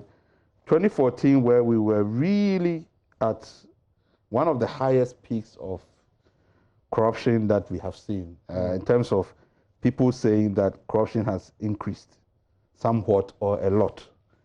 83% of those surveyed said that corruption had increased. Then 2017, there's a new government. You heard the president, the agenda of the MPP. The perception reduced to 39%. Then 2019, it shoots up to 53%. All right. Then if you then look at the evaluations of government performance, again over time, you begin to see a certain trend. So, and this goes as way back to 1999 when the Afrobarometer actually started. Which page are you on? So this will be, I don't think it's numbered, so it'll be very difficult, but it will be one of the last slides. So if you take government performance in fighting corruption, so normally the question is asked, how well or badly would you say the current government is handling the following matters, or you haven't heard enough to say? So those who say fairly badly or very badly, those are the figures I'm looking at, and those who say fairly well or very well. So if you go from 1999, so 1999, those who say fairly badly or very badly, 57%. Then you get a new government in 2001, the Kufuor government, it shoots down to 27%. Zero tolerance for corruption. That's the mantra. A lot of so the people had faith. A lot of optimism. So they seem to have faith at the start of the administration. Very much so. Okay. Then 2005, it goes to 38%. 2008, it goes to 40%. Right. Then you have 2012, it goes to 56%. Now in 2012, it was basically a continuation of the the same government, right? So continue. So 56, then it goes to 74% in 2014. Then 2017 comes down to 34%, and then 2019 it goes to 53%. So maybe you say the Ghanaian is an ultimate optimist, that there is still an expectation that maybe the next government is really going to deal with it, with the challenge. And so there's always a benefit of doubt that is given to that government. But how long are we going to play this game? Because at some point, whatever it is, the optimism might disappear. So, but that is the record. If you go to the CPI, right, which is another source that you can look at in terms of perception. From 2002, I'm using as a 2012. And the CPI is a corruption perception index, which Transparency International, particularly with its partners, GII here in Ghana, gets to give us the result. But it is done. It's a global activity that they do, and there are clear, measurable items that they use to do it. Sure. And we have relied on this for over the years. Yeah. So if you take the CPI from 2012, we scored 45. So it's 100 over 100. Yeah. Right. We scored 45. 100 is a clean score. The highest you can. Yeah. So the higher you score, the more cleaner you are. The better you are doing with corruption. 2013, we scored 46. 2014, we scored 48. We did a lot better. We did 2 points better. 2015, we came down to 47. 2016, we got down again to 43. 2017, 40. And then 2018, 41. And 2019, 41. What the story that tells us is that we have performed below average for the last, whatever years you can imagine, between regimes. And actually, you can go all the way back to when the records of the CPI started. We have never performed 50% or above. And if you compare us to some of the good performers in Africa, the Seychelles, the Botswanas, and the Cabo Verde, even Cabo Verde is more recent experience, but it does follow their development trajectory as well in terms of their performance on these indices. So there's a story to say about our stagnation in really dealing with corruption issues. And the problem we have is really about inputs, outputs, and outcomes. So if you take all of the parties and their manifestos about corruption, there is a lot that they say they want to do. But when at the end you begin to measure whether or not what they said they want to do have contributed to reducing corruption, then you have a problem. Okay. So they can tell you that I said I'll pass this law, I'll pass that law. So we'll get into some specific, but there was this issue you raised with me and all myself and Kweku, and it tickled my this thing. Your key findings, as in the Afrobarometer report, and this has been done for 20 years now, and it's a reliable instrument that we use within the region, and CDD Ghana is the representative here in Ghana. Your key findings was that public officials, the police, judges, magistrates, members of parliament, civil servants, tax officials are most widely perceived as corrupt. And you were making a commentary about this. which Yeah. which doesn't give much hope. Yeah, and actually, because it basically probably point to the real crux of the problem. And this is over time again, so this is not just the 2019 figure. Right. But if you take all of the institutions that really are set to fight corruption, the police, judges, magistrates, members of parliament, civil servants, tax officials, the president and officials in his office, MMDCs, traditional leaders, assembly members, and then you have other like electoral commission and so on. All in the majority, and I'm talking some of them in the 80s, are perceived to be corrupt by the populace. So how on earth are we going to be able to fight corruption when the people that are set in place to fight the corruption are all perceived to be corrupt?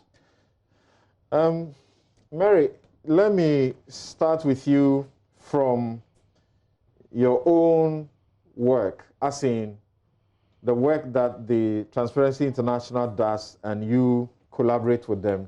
Now, Dr. Kojo refers to the CPI and looks at since 2012 to 2019 and makes the comment that although corruption is prevalent, it is pervasive, we have done below average on the CPI. We may have done below average as a country, but there's an interesting permutation, isn't there? 2012, 2013, 2014, 2015, 2016 can be separated as periods when we did far better than 2017, 2018, and 2019. Whilst in 2012, we did 45. Then the next year, we did 46. We went up by 1 point, very encouraging. 2014, we went up by as much as 3 points. Then 2015, we did 47%. 2016, 43. Then 2017, we do 40. The rest of the years, we do only 41. That tells a story situated within the regimes, isn't it? Is it not as clear as daylight? Your microphone, please unmute your microphone. Great. So let me first of all indicate that this question about comparisons, it's not one we should be encouraging. But since you want us to talk about it, what I would want to say is that per the Constitution, it says in Article 35(8) that the state, not a particular government, shall put in place measures to eradicate corruption or corrupt practices and the abuse of power. And so it's not for a particular government, whether it be it NDC or NPP. So let me put that in context. Again, we say that governments are continuum. And so definitely we have a government in place from either 2000 to 2004, it continues. For us as a people, what we want to see is that we are fighting corruption. And clearly from what Kojo says, we have not done very well when you situate this in the data. And the data is the CPI from 1999 till date. And when it became comparable, and Kojo mentions from 2012, because it is important to indicate that the methodology of the CPI was recalculated to make it comparable across the years. And so that's why we make the comparisons from 2012. So when it became comparable, you realize that the highest score thus far is the score of 2014, which was 48. However, we do not want to meddle in the fact that whether this government has done well or not, because according to the CPI, you must score 50 and above to tout yourself as doing well as a country. Again, the CPI does not measure governments because it does not know which party or who is in government at a particular time. And so this is very independent views from business people, from experts in country. who have lived the experiences, and you would realize that there are certain benchmarks by which the scores are measured. And as we speak to the issues, we would speak to that. However, I do not want to meddle in the fact that whether this is that or this is that. Let's leave that for the people of Ghana to judge. And so the clear benchmarks, as Kojo has also mentioned, for us is, have we as a state or as a country put in place the measures or the legal frameworks that are required to fight corruption? Therein, I would say yes, and for both governments, they have done so. Have we in any way put in place the necessary institutions, strengthen them enough, and ensure that they are effective to fight corruption? Again, that is for the people of Ghana to determine. And then, are we making sure that corrupt behavior is unattractive? Let me quickly bring in the NACAP. Before you go to NACAP, when Yes, you please. talk about whether or not the laws are in place to fight corruption, you are able to give an emphatic answer, yes. Then when it gets to whether the institutions are being empowered and strengthened, you leave that to us. We have given you, the CSOs, that job to stand in that gap for us. So you speak for us.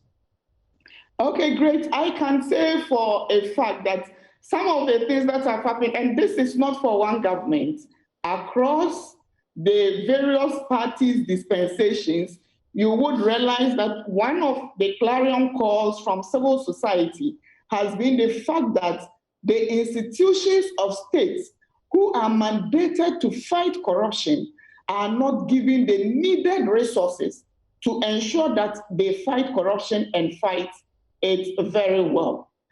We can mention cases in point of Shrine, for instance, which is located in just 100 districts across Ghana. And today we have over 260-something districts in this country. And so if we are fighting corruption, and Shrine is the main body that is mandated to fight corruption per our constitution, and this particular institution is not located everywhere, then we have issues. We again talk about not just their office locations, but the financial resources to ensure that they implement the various interventions and policies that are supposed to help this country to reduce corruption. And it's not just the Shrine. We have others like the Yoko, the audit service, and the police. And so it's not just about Shrine, but Shrine is the main body that is supposed to be fighting corruption.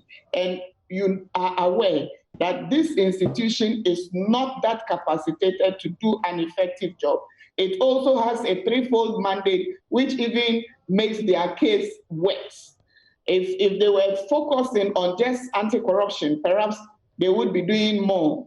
But they have a human rights and also admin justice mandate. And so you realize that in 100 districts out of 200 and something, it is not possible to see the main anti-corruption institution doing its work. And judging by the various budgetary allocations from all governments, you would realize that these institutions are stifled for funds. They do not have the needed amount within which they can operate within the financial years and also deliver on their mandate. And so for us, those are issues we have advocated for, and we believe that those are not, we can talk to them as well. And then when it comes to the third issue of sanctioning, when I mentioned the NACAP, you said I should hold on to that. Then you realize that... Sorry, Mary, the question of resources. I know that you don't want me to do the comparison because we haven't done a 50 mark in the CPI, but still the data is there for anybody to see. So I can make that comparison. Sure. That it becomes obvious that within a certain regime, at least in the last two regimes, the NDC has performed far better in the CPI than the NPP has done. The NDC at least has done 48%, 47%. The NPP is doing 40, 41, 41. Now, when it comes to resourcing, and this is the balance, the NPP credits itself with having resourced these anti-graft agencies far better than any government has done, perhaps in the history of this country. So, as far from where you sit, is that not correct? The NPP says, for example, that the heads of the audit service, SHRAJ, and other anti-corruption agencies can attest that they have provided significantly more resources in the last 2 years or so than used to be the case. The Auditor General, they have continuously referred to, has disclosed that the service is getting threefold the resources it used to get.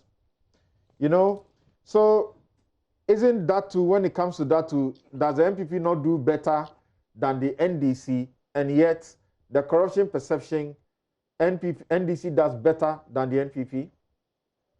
Great. So you would realize that definitely for each of the things, we want a comprehensive analysis. And let me come again with the data from where the CPI is scored, the data sources. If you look at the sources, it talks about issues of transparency and accountability, issues of adequate resourcing of anti-corruption institutions, talks about issues around right to information, and if civil society is giving the needed information to work. It also references the independent audit institutions and if government is providing them the needed resources. So across regimes, you would realize that some regimes have done some better than others would have done in the various indicators from the data sources. And as you have indicated, the Auditor General is on record to have cited that his resources or his requests for budgets were given to him as a totality and no reductions were made. So that is granted. In other dispensations, they would have done other things, including the passage of laws. And if you realize in the recent past, we have had the RTI being passed, which is a critical component of the various sources that the CPI draws data from. And that is 7 out of 9. Does the regime have these available? Then again, let me mention that the CPI picks data within a certain period. And so for the 12 to 24 months of data, anything could happen. And we are saying that we do not want to say that this person has done very well, because within the period, if you are doing that cross analysis, you would realize that data perhaps from the African Development Bank, which looks at issues around corruption and institutional reforms, would be perhaps 2016, 2017, or cutting across 2012 and 2013.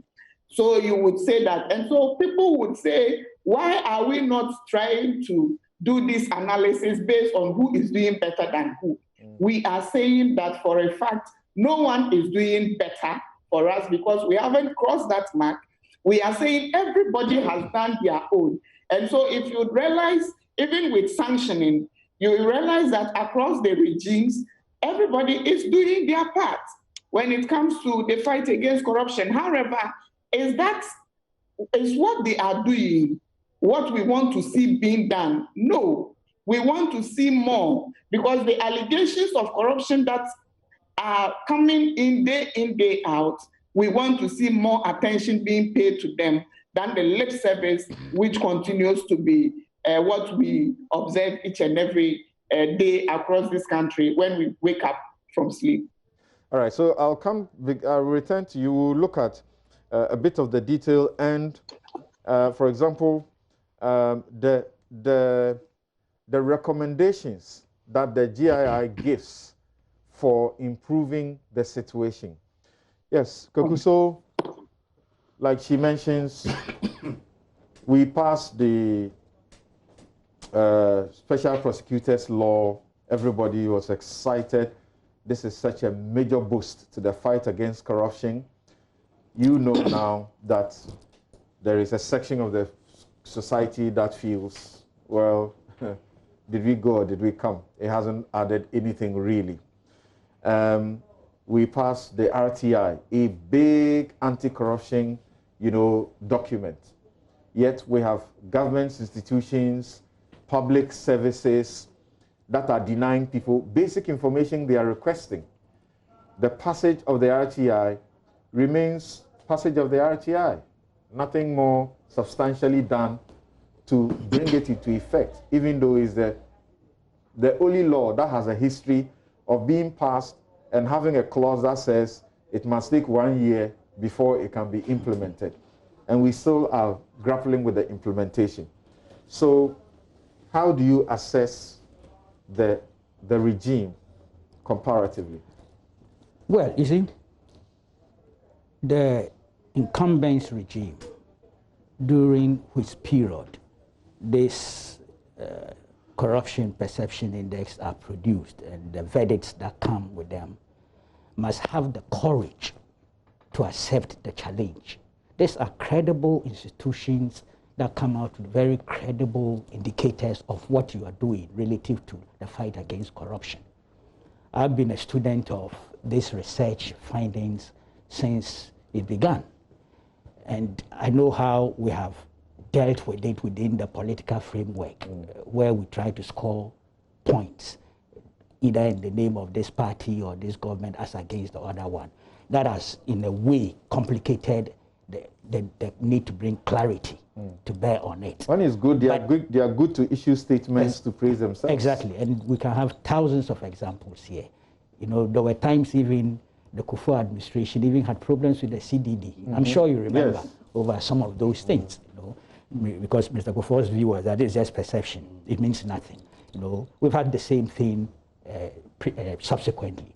But the key point is for the administration to accept the challenge that things are not going the right way, and that whatever you are doing is insufficient in curing this corruption challenge. That is the first thing. And then we come to some practical matters. And it's good I stated it here. The RTI Act. What's happening? I know the commission, they're supposed to set up some commission. Yes. I know there are efforts in that direction because there's a lady friend of mine who is a seasoned journalist who apparently has been invited to be part of that process. But it's not visible. It's not transparent. Nothing is happening. It's not set up yet. Yes. It shouldn't take 1 year after the law's implementation has been delayed by one other year. Thank you. To set it up. I agree. There are issues with it, but anyway, I don't know all those issues, but if you know, you provide. But the point really is that the inertia is unacceptable. Yeah. That's the bottom line. It's delayed. We don't see anything. We don't hear anything, so then you are killing the spirit of the RTI Act. People apply for information, and they still are forced to go to court for the court to force the state that is what to give information, like it happened to the Electoral Commission. Yes, so to be honest, it's a minus there. It doesn't matter the good intentions. It doesn't matter the good efforts that may be underway. We aren't seeing the results relative to that particular one. So it's a minus. And government must be courageous to accept that. If you accept that deficit, it helps in you making an effort to cure the mischief. Same with the Office of the Special Prosecutor. Some of us who were ardent advocates of that particular legislative, entity, putting it in terms of the law, to be honest, where is the visibility? Where is the transparency? Where is the product in terms of outcome? Okay, a simple case. Well, I shouldn't say a simple case. I may be undervaluing it, but the Galamsey investigation by Tiger Eye. Over how many months? Yes, it's been there. At one stage, there was even a running battle between the CID and the Office of the Special Prosecutor. And I was on the side of the Office of the Special Prosecutor, because that's where the complaint had been lodged. What is the status of that investigation? We don't hear anything. We don't see anything. That is a minus. See, the issue of the investigations. The PPA. This is No, well, that's a Shraj, but we don't hear anything. Yeah, and one of the, yeah. There's one at Shraj, and there's one before the special prosecutor. See, that is the key point. Government should set up that allegations are made, investigations are made, you direct the things to appropriate institutions. But if nobody is saying anything, and if there is nothing happening, it's as if you're doing nothing at all. And you ought to take the blame for that situation. It doesn't matter. You have to. See, we are talking about the declaration of assets and liabilities regime. How long has it been in Parliament? It started with civil society groups somewhere 2005. Yeah. All sorts of things were put together. It's in Parliament. Nobody knows what is happening. It takes so long, so it loses its value. On paper, it's so beautiful, so nice. The thing is that when one Parliament dies, the process completely again. They have that. They have that all over again. It's almost a culture. You have to go for those meetings and get per diems and all of that all over again at the expense of the taxpayer. Yes, and you see, there are also instances of issues that were subject to investigations. You have the Australian visa thing. I just don't understand the system sometimes. People have been asking, CID, you finish your investigations. What is the outcome? I thought the president had told us the outcome. What did he say? About, particularly relative to one person. To one person. Significant though, because he was a deputy minister who was suspended. But what is making this report unpublishable? Transparency, light. There's a copy of the report. And the actions the police are the intent taken. That also has kept a bit long because they're now seeking mutual legal assistance from the Australian government. And all the letters are here. People's reputations are still at stake. There are people who don't believe anything that has been said relative to the deputy minister. That's right. How do you cure that? Make this report transparent. Get the things you are asking from Australia. Have you received them? Give us status reports. That's what you do. But it's still in the public space. BNI set up an investigations. Ministry of Energy did, and boards itself. Their reports are available. Make them public. Make those reports public. Then if there are findings and recommendations, seek to implement them. Otherwise, look, the perception will remain a reality. Indeed, it's a reality virtually. Because nobody is seeing action. PDS, all the things surrounding it. It wasn't a tidy process, in my candid opinion. At the end of the day, the Ghanaian government and the US government even clashed. Right. And that for me was good, that we took a stand. It doesn't mean we're totally blameless in terms of the processes. People are asking questions, especially relative to the revenue aspect. Make it public.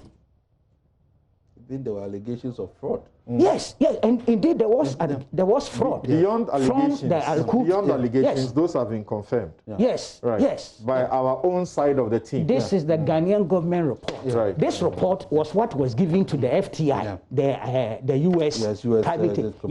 This report was given to MIDA, MCC, and they gave it to the FTI because the Al-Qud people refused to hand over documents to FTI. They made them read, but did not give them the document. But this is the Ghana government report, which was dated, I think, 9th August, long before the FTI report came out. Why don't you publish it? And there are standing issues, especially the revenue side. That's right. Deal with it. I remember the finance minister indicating that the case, the fraud aspect and other things have been handed over to the CID. What is the status? So the NDC has been suggesting that whilst PDS took over the electricity management, they had collected in excess of 1.5 billion from consumers. They want an accounting for this by 1st of March 2019, 1st of March 2019 to October 2019, they want to have an accountability. Let's have a publication. How much did they collect in fact? And so on and so forth. And in principle, I'm with them on that score. Right. You cannot be against it. It's a legitimate line of inquiry. But it is the responsibility of the incumbent administration to provide the answers. Okay? Provide the answers. And this is a transaction that has led to Ghanaians losing the opportunity of 190 million US dollars. Yes. This was money that was supposed to improve our systems. But because we sort of misconducted ourselves somewhat, we have lost that money. They want somebody to answer for it. Yes, and it's legit. Okay, there are other issues that came up, yes, were dealt with. For instance, you have the $2.5 billion so-called Ken bond. Yes. We all know it was properly dealt with as right, as well as the courts, an aspect of it. Okay, the Boache Ajako bribery allegation was dealt with by Parliament. Cash for seat was dealt. Yes, these are pluses. But there are minuses. And some of those minuses, perhaps if you were transparent and open about them, people's criticism might be minimized. So there is a challenge. It's not peculiar to this administration, but it is this administration that is in office now. Right. And the issues, some of which we are discussing, are current. So it is incumbent on them. And this is very, I'm saying this on basis of conviction and conscience. To be honest with you, I don't think the fight has been that much effective. That's my candid opinion. Very interesting there. So we'll take a quick break. When we return, we'll look at just some other,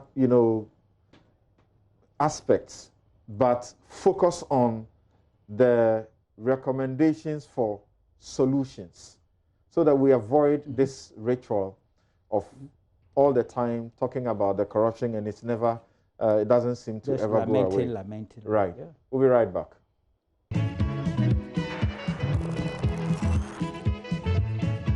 You're welcome back. This is NewsFile. It's your most authoritative news analysis platform, and here on NewsFile we put Ghana first.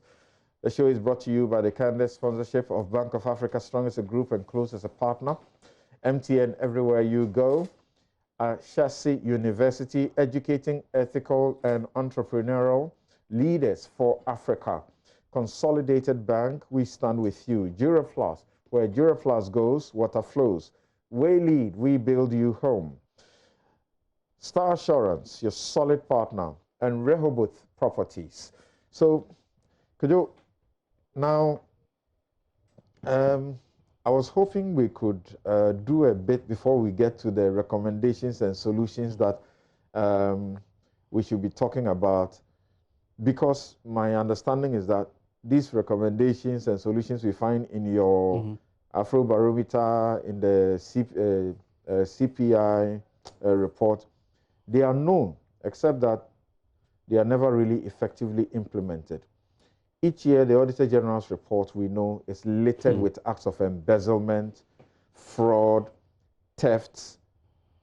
So what should be done? What should be done? So there are maybe about 3 or 4 things that I think has to be dealt with. It starts with the campaign financing problem. The recent work we did, Corruption Watch, on the MPP primaries, tells you we have a huge problem with money in politics. It already sets the stage for corrupting the system before we even, a government is formed, because it's a basic, this is a democratic accountability system. The politician ultimately is the one that is going to supervise the process. Now, if that person is coming with all kinds of baggage. So primaries, you are paying huge sums of money to get elected. So you have to find money to pay. You haven't even gone to do the parliamentary elections. And again, they are going to do vote buying and so on. Then when you come out, you are supposed to go into government and oversee the public's money. All the people you owe for giving you all those things, you already compromised. If we don't fix it, and fixing it even within the parties, to be able to get a party that can coherently deliver an agenda. If they don't fix it within the parties, very soon the parties will be captured by people who just have money. And all now you got, yeah. I mean, every year on year you see the people who are bidding for. If you have money, you can basically, it's an investment. Like you decide that you sponsor a couple of people so that that is the problem the parties are facing. When you have that situation, there is no way in government you can come and fight corruption. So the EC has a role there to play. Exactly. Do we have any record of the EC playing this particular role in section 21 of the Political Parties Act 2000? That section mandates the parties to file their returns and accounts indicating state of the accounts, sources of funds, paid membership dues, audited accounts, with the Electoral Commission within 6 months from the 31st of December of each year. Do we have a record that they are complying clearly? What's going on? You remember that I think Citizen Movement or Citizen Ghana Movement went to court. We went to court. They got a judgment. They got a judgment, but even the data that we got was so inadequate that you can't really do much with it. But that is even a limited role, because you know that the money actually flows to the candidates and not the party as such. You understand? So at least let's start with this. No, I think we have to go because it's a connected system. You can't. It's not enough that we focus. Even the parties have to do their returns, but it is important how we hold the candidates. It's because that is where, and as I'm saying, even it starts from the primaries, right from the primaries. And the primaries, the other problem is that we don't have any laws that actually deal with vote buying and other things in the primaries. If the parties don't put it in their constitution. If a party is supposed to render accounts, tell the state of its accounts, tell the sources of the funds, tell membership dues that are paid, tell contributions and donations, cash and kind, that it has received for a period, its assets, and audited accounts for a particular year. If this was done, we'll be solving the problem somewhat. I think it's way bigger than that. Even if the parties give you all of that, the chunk of the problem is with the individuals. Because what will come to the parties is what they'll report. But often, sometimes even just cash. Nobody's going to go and pay anything to a party office and so on. So even the parties having rules on vote buying in their constitution, they don't have it. Even though they are supposed to mimic what happens at the national level, they don't have it. You think this is not important, and yet the lawmaker, and by the work that Justice V.C. Arisi Law Commission did, the penalty is a fine from any amount to a maximum 10 million penalty unit. That's 120 million Ghana cedis, or 2 years in jail. Samson, what I'm saying is that, yes, if we are getting the parties filing returns, that will be helpful. But the problem is much bigger than that. So whatever reforms we need there has to go beyond what is currently provided. The other thing is what has happened within government itself. All the institutions of state we have put in place to check abuses are underperforming or malfunctioning. Because the whole public financial management system, from the independent governance institutions, internal audit, this and all of those things, because every time you see what you see in the Auditor General's account, it shows you that internal systems are not working. And one of the biggest problems is the procurement. Internal systems are not working, yet the Auditor General on leave got us over 5 billion Ghana cedis. Sure, but that is all after the fact. No, he stopped it. Yeah. That money. Oh no, you're talking about that audit money that he they did would have taken from the in state. 2016. He stopped Yes, it. Yeah, sure. And a lot of special audits that he has done also have stopped some. But a lot of his job is after the fact. There are many checks within the public financial system that could stop the bleeding that we are seeing. All right. But it has put so much pressure on the vertical. So the verdict about corruption then comes to the voting, civil society, and media. Nana Akufo-Addo was, for example, President Akufo-Addo was talking about that the cases that had come during Mahama's time all came from exposés. It is the same thing we have seen under this regime. Right. It's still coming from exposés. So it means our Yokos, all of these groups that are there that are supposed to check are not doing their job. So we have to look at that. And the last thing for me is public ethics. Okay. We have not regulated public ethics so that we forget that every case, you take the anatomy of every case, corruption case, it starts with conflict of interest or some nepotism issue or any of those gift-giving that has not been regulated. So this conduct of public officers bill, which would actually outline, and not just in the paper, but it will be enforced. Let me go to Mary, but you're also talking about laws.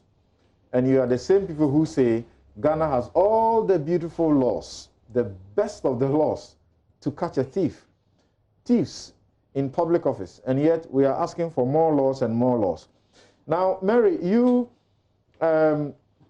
did recommend a number of things to be done, that governments must take a critical look at elements that promote public sector corruption, including patronage, clientelism, nepotism, and suspiciously close ties between politics and business. Government should enforce sanctions against vote buying, abuse of incumbency. Well, he's spoken about some of them. Political parties must demonstrate a high sense of integrity, transparency. Electoral Commission should enforce, I just referred to that law, and so on. Is it really the case that this is not what is being done? That's why we are where we are. And how can we get this done? Thank you very much, Samson.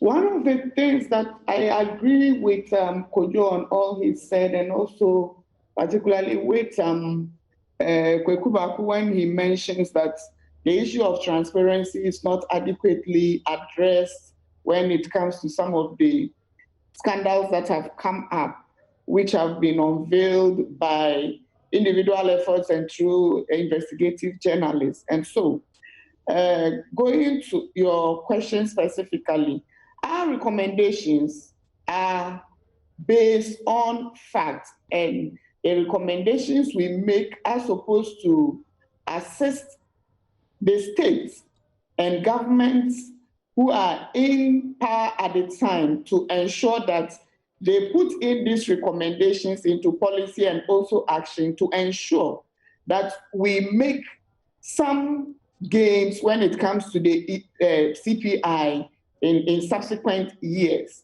For instance, let me take a case in point which came up, which you are very much aware of, the contracts for sale. One of the indices that I mentioned earlier is very heavy on what happens in the licensing, in the procurement, and in the sanctioning regimes when it comes to public sector corruption. And so they specifically would want to see how the procurement process is followed. Are we doing competitive tendering? Are we ensuring that fairness prevails? And are we as a country ensuring that those who try to flout the laws are sanctioned appropriately? And remember, those who are informing this service are people who have dealt with our institutions, are people who are working in country who we refer to as experts. And so if we make a recommendation that public procurement should be stringent, we should have fairness, then we are doing that based on fact. We also make a recommendation, as you mentioned, patronage. Our government's full of nepotistic elements, then this is part of one of the indices that is made for the calculation of the CPI. And these indicators are mentioned. And so if the country is seen to be engaging in certain tendencies, and if the perception out there is that government at a particular time is engaging in these tendencies, then it is not surprising that you would see this emanating in the findings, and which makes us reduce our score. And as I mentioned, you would realize that for those scores, they come down so drastically. We've never made it more than 30 or 33 That's on very those sad elements, indeed. meaning that we have an issue. Thank you so very much. Thank you so very much for your time. And this is where we draw the curtains on today's edition of NewsFile. My guests have been Abdul Malik Kakubako, Editor-in-Chief of the New Crusading Guide, and our regular panelist. Dr. Kojo Pumpuni Asante is Director, Advocacy and Policy Engagement at the CDD. Mary Awalana Ada is the Programs Manager, Ghana Integrity Initiative. And earlier, we had Dr. Emmanuel DeGraff Johnson, who's Department of Statistics and Actuarial Science, KNUST. I'm Samson Ladi Anyanini. As always, my outfit is by Latida. Have a good afternoon.